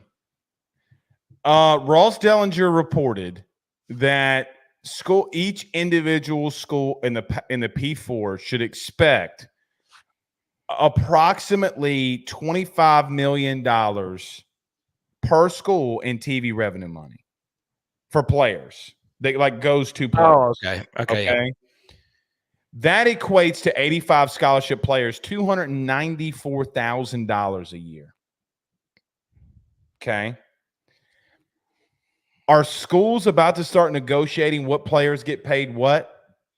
Because you mean to tell me the 3-star that you get at the very end of a recruiting class is going to be making the same as Will Campbell? So let me throw this your way. Everybody talks about, well, you can't pay him the same that you're paying Will Campbell. You all just agreed that that's exactly what you're about to do in TV revenue money. Everybody gets paid the same. Equality. Everybody wants equality. So what's going to stop schools from paying, hey, man, you don't deserve $294,000. We're not giving you that. We're going to give you $50,000 a year. So you know what's about to start happening? The baseball model, where people give different percentages of money. People are going to get different percentages of money. Mm. And you know what's going to happen with this? Schools are going to become bidding wars. 5-star. Okay. Ben Ruffino, the number 1 recruit in the country. He's a left tackle or he's a quarterback. And what a school's going to say, we're going to give you 30% of that $25 million. Or maybe 30 is too much. We're going to give you 15% of that $25 million. But then Alabama comes along and says, hey, Mr. Blake, we're going to give him 20, which equates to an extra $2 million a year. What do you think the kid's going to do? Now, Ben Ruffino is going to go to LSU or he's going to get his ass whooped. But regardless, okay, that is the current situation. You and I both know that is going to happen here. So this is what I would do.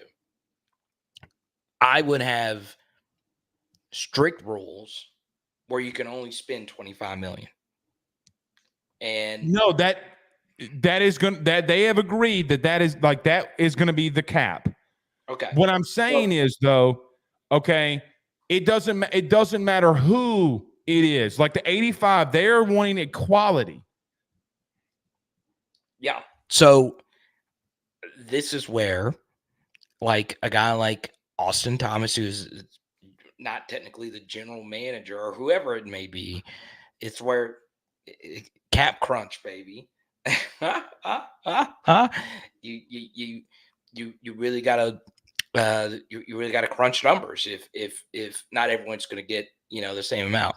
One thing I would say though, all right, and I really do feel this way, is I think, and I've always felt this way. So this is, and I want you to correct me on this as well, because I've always felt this way. When I hear Coach X is a good recruiter, I always get that shit's over with now. All right.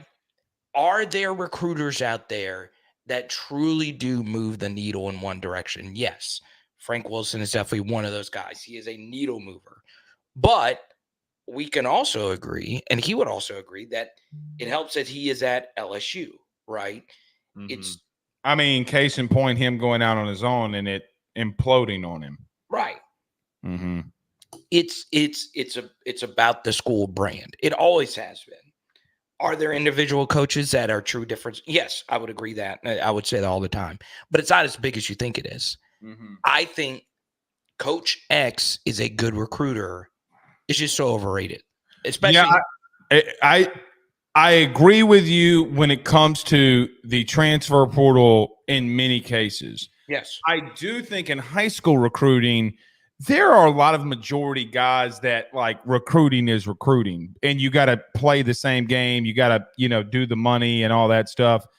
I surely believe, or truly believe, that it's the same for high school recruiting. It's to some extent of what it has been.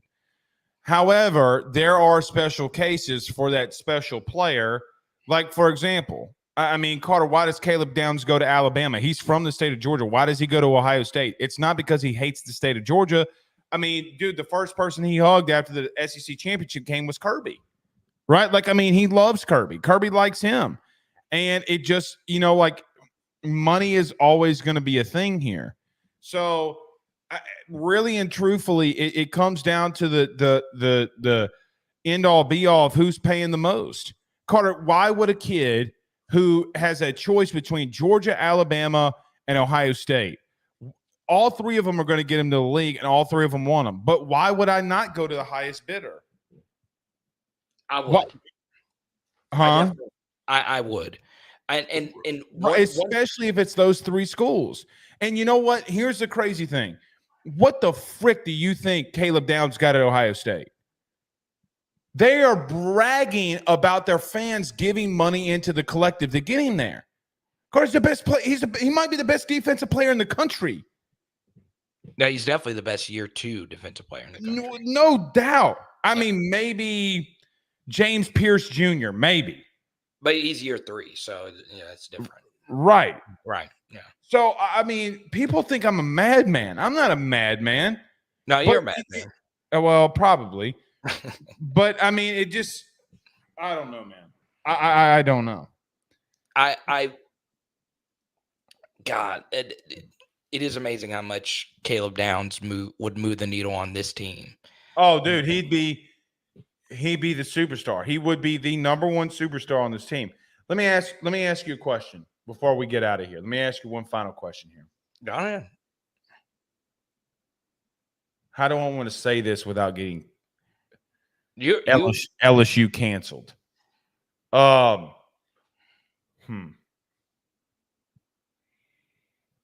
trying to think of a way to word it, but I for whatever reason. No, while you do that, Sibley is a big supporter of both you and I. Okay. I brought this up a little bit earlier and kind of got lost. Not all alums, but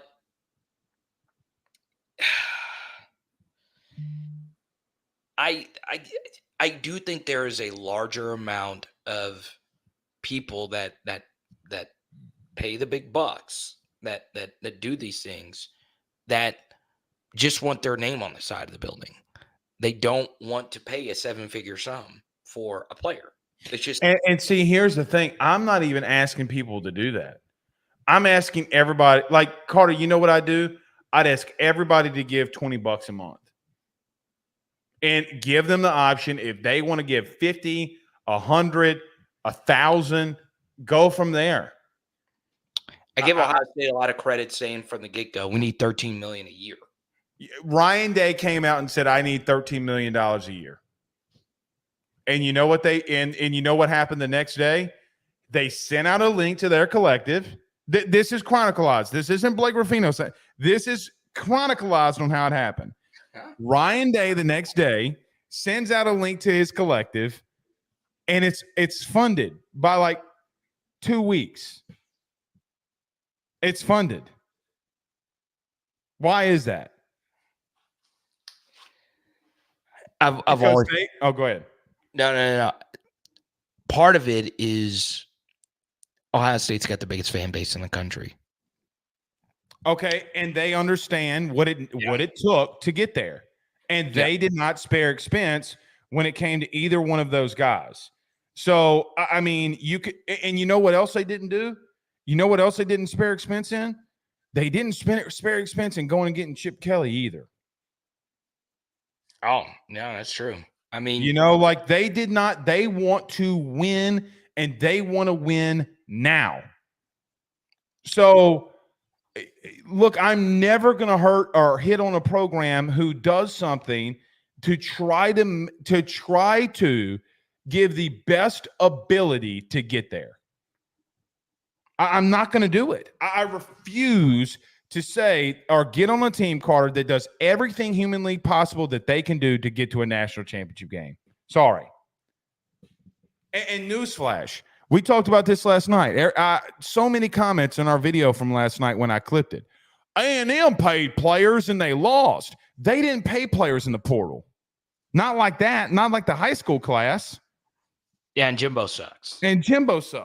As someone that watched Connor Wigman and produced 2 Connor Wigman videos today, one on an NFL channel, one on an SEC channel, I cannot state enough how much Jimbo sucks. And honestly, when I watched your spring game, I actually did a lot of Jimbo things, and I think that would concern me some. But I think Colin Klein is hiding things from the public. So Leonard Stewart, I 1,000% disagree with that. Carson Beck just bought a $575,000 car. Did he buy it or was it a loan? No, he bought it. All right, so let's read the comment aloud. Paying for upgraded facilities has positive externalities. The entire team benefits. Paying for play benefits the individual player. The highest paid NIL players are on losing teams or are.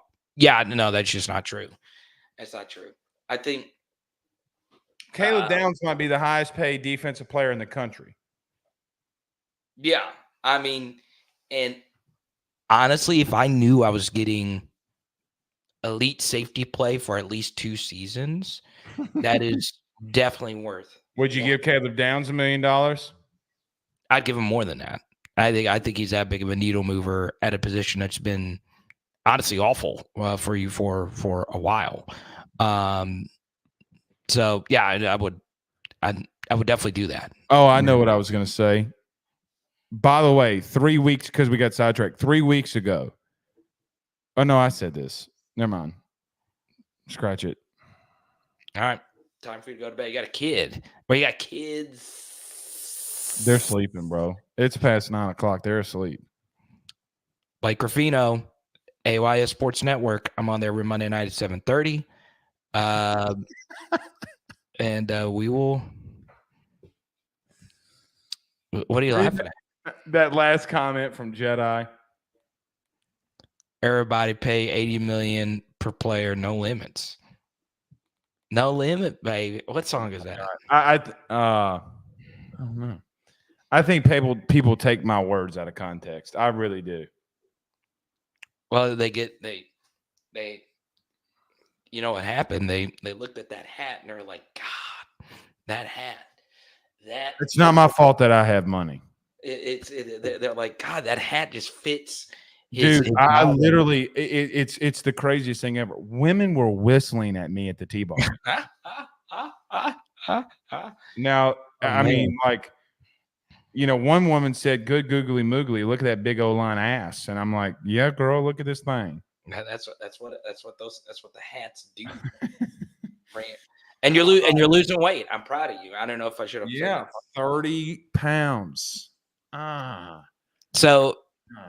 The other person I do a show with once a week, nooffseason.com, shout out to them. My guy Andy Kaysen has also lost a bunch of weight doing the carnivore diet. Yeah, dude, it's exceptional. It's exceptional. So what? So you make bacon? I ate a 6-ounce New York strip tonight. Okay. So what? So walk us through your diet tomorrow. All right, I'll probably fast until 1 p.m. Oh, yeah. I'm not hungry. I'll probably go work out around noon, and the only thing that I will intake is some coffee and some pre-workout. So I'll work out from 12 to 12:50, 1 o'clock, come home, shower, get ready for show. I might eat, like tomorrow I'm going to eat probably some eggs. Like I eat 4 eggs, and then I'll eat, like today I ate 1 ribeye, 8-ounce ribeye steak and a 6-ounce New York strip. 2 steaks? Mm-hmm. $17. I see you, man. But no filet mignons, which is the best steak. No, because on the carnivore, you need a lot of fatty food. Because what happens is your body goes into ketosis, and instead of burning carbs for energy, you're burning stored fat and fat for energy. Okay. So I should try the I was about to say something really naughty. Nothing like on the carnivore diet to get a big fat piece of meat in your mouth. You gotta get it down that trachea, baby. Gotta shove it. Gotta shove all the way down the esophagus. Yeah, I mean, and this is what you see. You're always a Texas A&M fan. You want to know why you're always a Texas A&M fan? Because they're meat judgers. Because you're a good meat judger. All right, buddy. Peace, dude. Thank you. All right, I'll take a few more here. I gotta go pass out myself. I am going on a 4-hour excursion tomorrow. I got to drive my dear mother to her doctor's appointment. So we will have Andy Staples, the premier college football reporter at On 3. He will join us tomorrow. Andy just did a really big interview with Cortez Hankton recently. Those bonanza steaks. So I'll take a few more here. Once again, if you super chat, I'll go all night. That's always been my thing. If you want to hang out, pay for more time, I'm always about it, man. Because as you get older, the only thing you have is time. And my time spent with you guys is always very valuable. Once again, when I put the clip out there, it's mostly just to get a discussion going for the show. And sometimes when I play the clip, it won't play on StreamYard. So I like to have access to Twitter because Twitter clips play really well on here. Twitter and YouTube. Play the clip, played also another clip. And look, I'm still on team BK. I'm still in the belief that we are going in the right direction. Our high school recruiting has honestly never been better than what it is right now. So I like the direction we're heading. I really, really, really do think so. I'm not just misleading you guys just to mislead you. Okay? Because look, I don't think I would have addressed this situation this way. But then again, there are different reasons for why Brian Kelly said what he said. And when you are the $10 million man and you got to do as many interviews and public appearances and you have 10-hour days basically every day as a head football coach of LSU, you sometimes don't say everything the absolute best way. So there you go. Oh, did Dortmund win today? Oh, it's crazy. I haven't watched any of it. I'm about to get off here and watch Luka Doncic and the great Daniel Gafford, DG, Big Dan, the landlord. Go ahead. Let me see what the score is of that game. Oh, they're getting beat. They're down by 8. I'm loving the NBA playoffs, man. I'm loving this Timberwolves story. Celtics win big. Let's keep it going.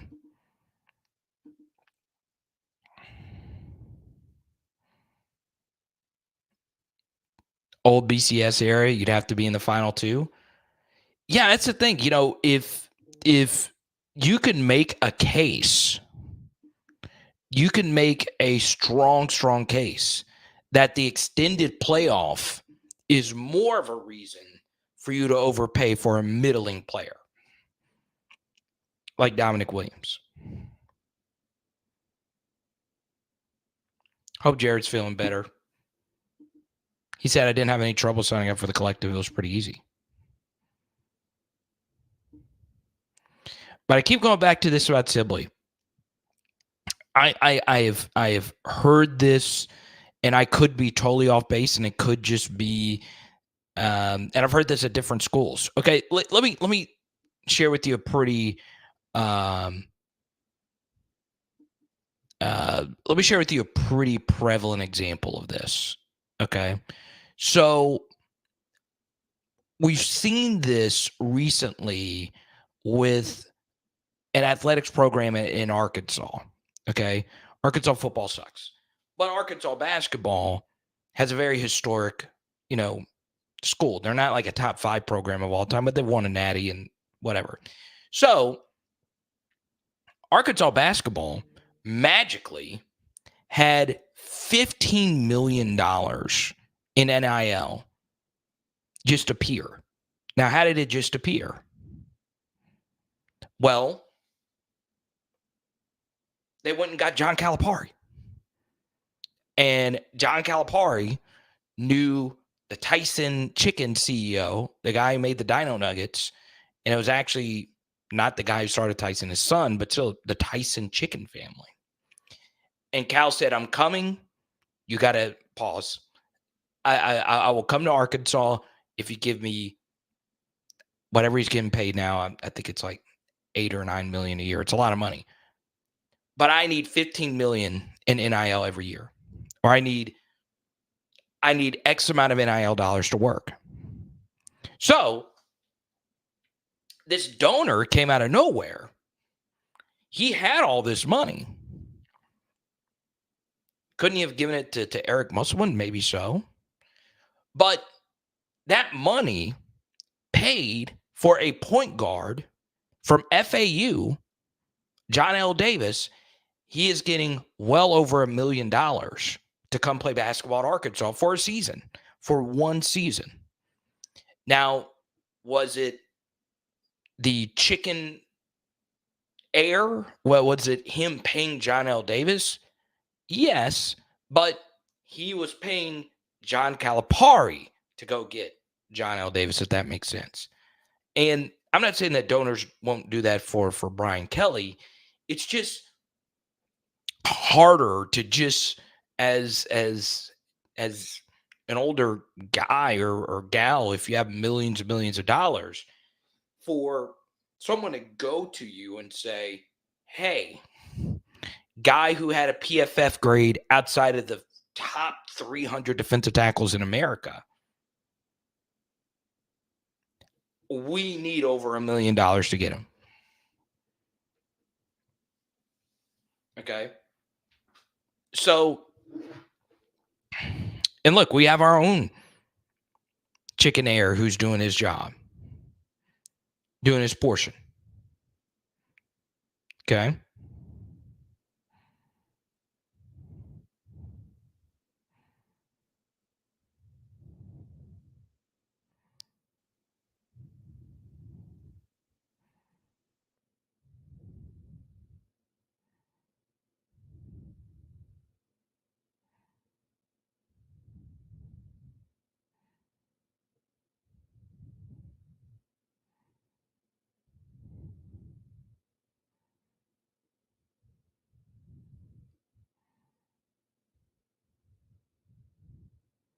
Ooh.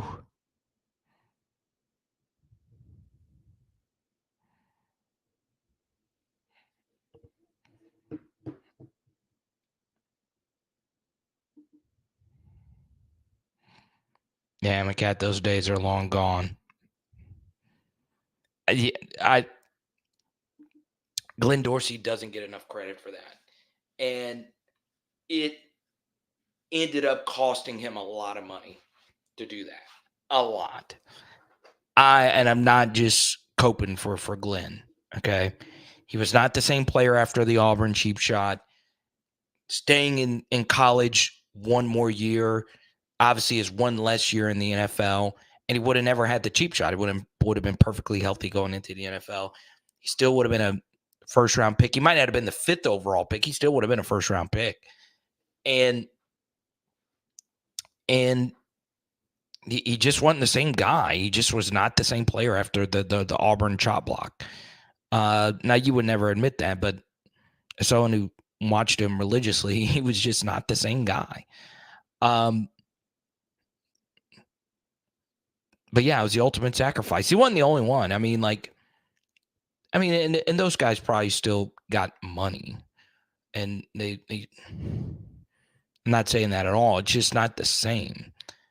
And there was plenty of guys that stayed longer than they needed to. Saron Black was another one of those guys. LaRon Landry, as you mentioned.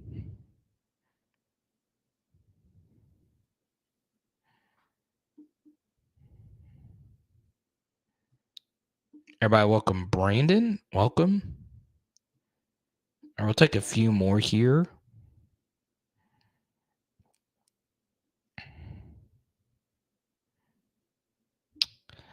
I don't know, Carl, if we don't have the money is a right way to look at it. I don't think it's that. I really don't.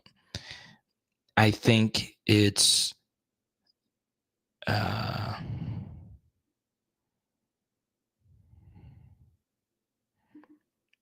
what's up, Michael B? Has dimples on the top of it. So I forgot Michael B is probably just you got a PHL hat. You're just a pure trucker hat guy. I also have a dimples hat as well. I can get down with some dimples. What's up, TJ? Oh, TJ's down for some 12 personnel. I wish I would have saw that. I would have asked Blake about that. I'm down for some 12 personnel as well, TJ. Good stuff.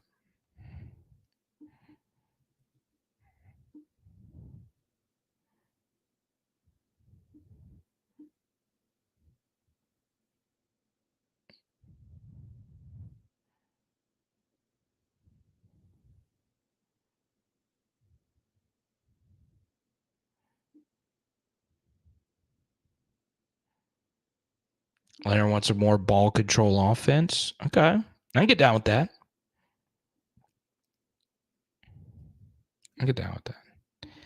LSU Hyper Ninja asks about Ramos. Yeah, Ramos is never going to have a Cade York leg, but he's good. Ramos is good.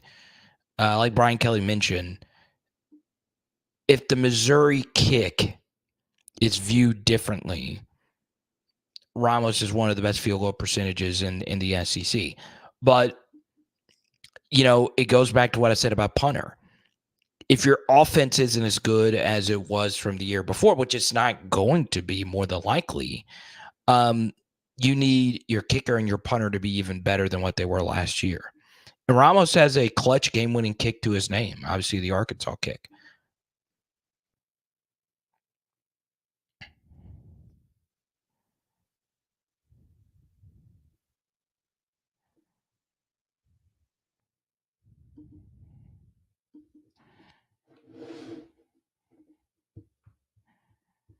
I'll give you, and no matter what I say about Dominic Williams, it'll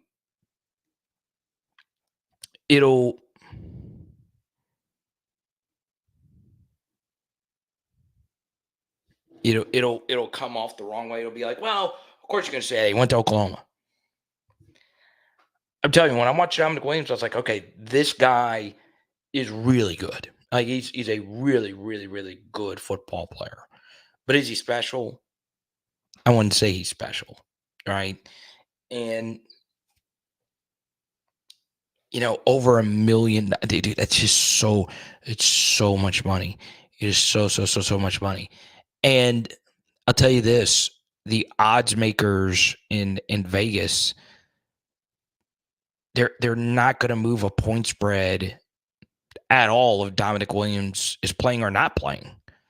It's just it's like very incremental value.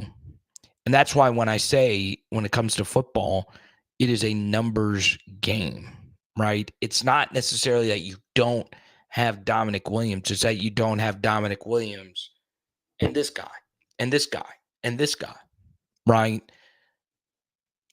Georgia won a national championship with their highest rated defensive lineman out in Nolan Smith. They went undefeated back to back. And they also lost Trevon Walker. And they also lost Wyatt. And they also lost this guy and that guy. It's because they have numbers. They pile up. They've got a gazillion guys. Those guys leave. Okay, here's Stackhouse. No big deal.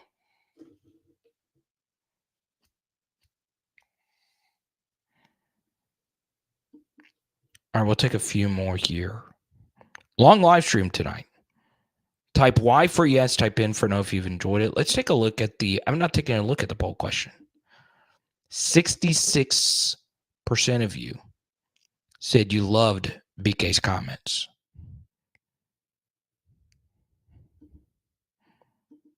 God, I love this team so much.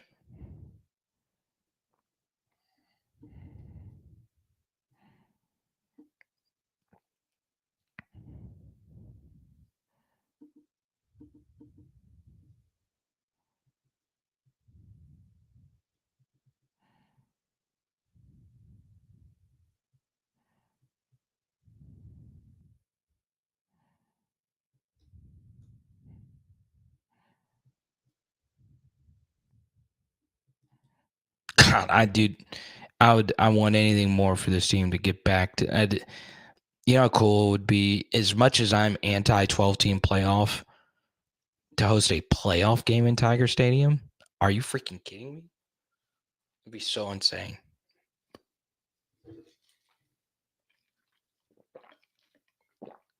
Let's see.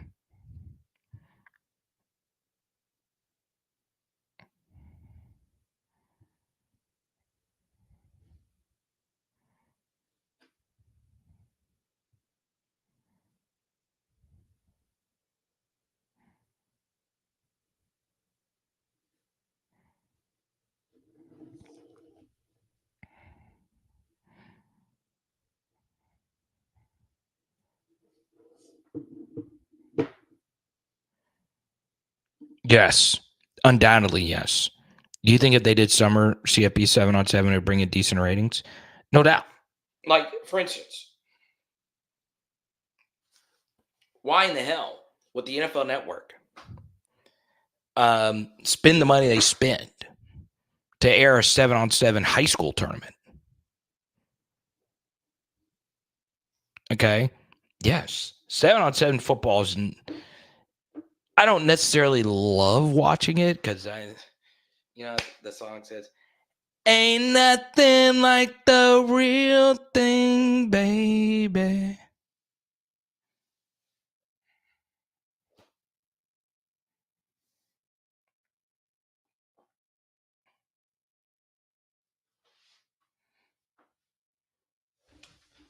But yeah, I'd watch. I mean, I'm down for 7-on-7. I've been to many a 7-on-7 tournaments. It's fine. It's fine.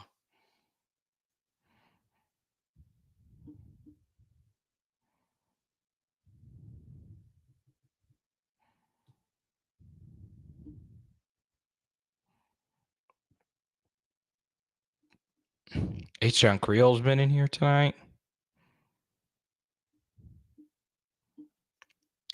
Please, if it is in your heart's desire, join the PHL Patreon. Patreon.com/LSU Football.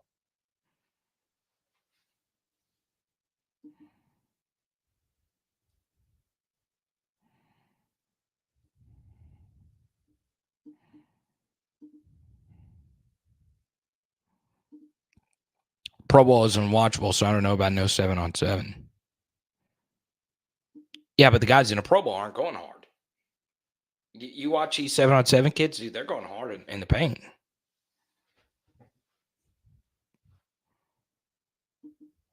Shawty. Like, you also got to understand this as well, I'm a cat. Like, if I knew where to watch, like, I probably should have known. But if like, I've had a busy couple of weeks doing DJ stuff, right? Coming to Louisiana here in a month to DJ one of your weddings, somebody that's actually watching right now. So I haven't had as much time to sit down and watch LSU softball or anything like that. But if I would have known where to watch LSU women's volleyball in the Final Four, I would have sat my ass down and watched it. Like, still to this day, people underrate how much brand power these schools have. It is still insane. Like, if your school, I'm going to be honest, as much as people make fun of it, I'm sure Texas A&M fans, because they love Texas A&M so much, they're happy that they want to be judging national championship.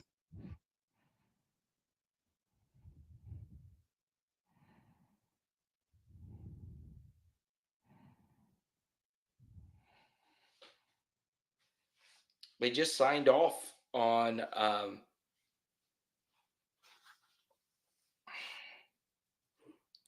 Shorty looks like Vanilla Ice. Ice, ice, baby. Huh? I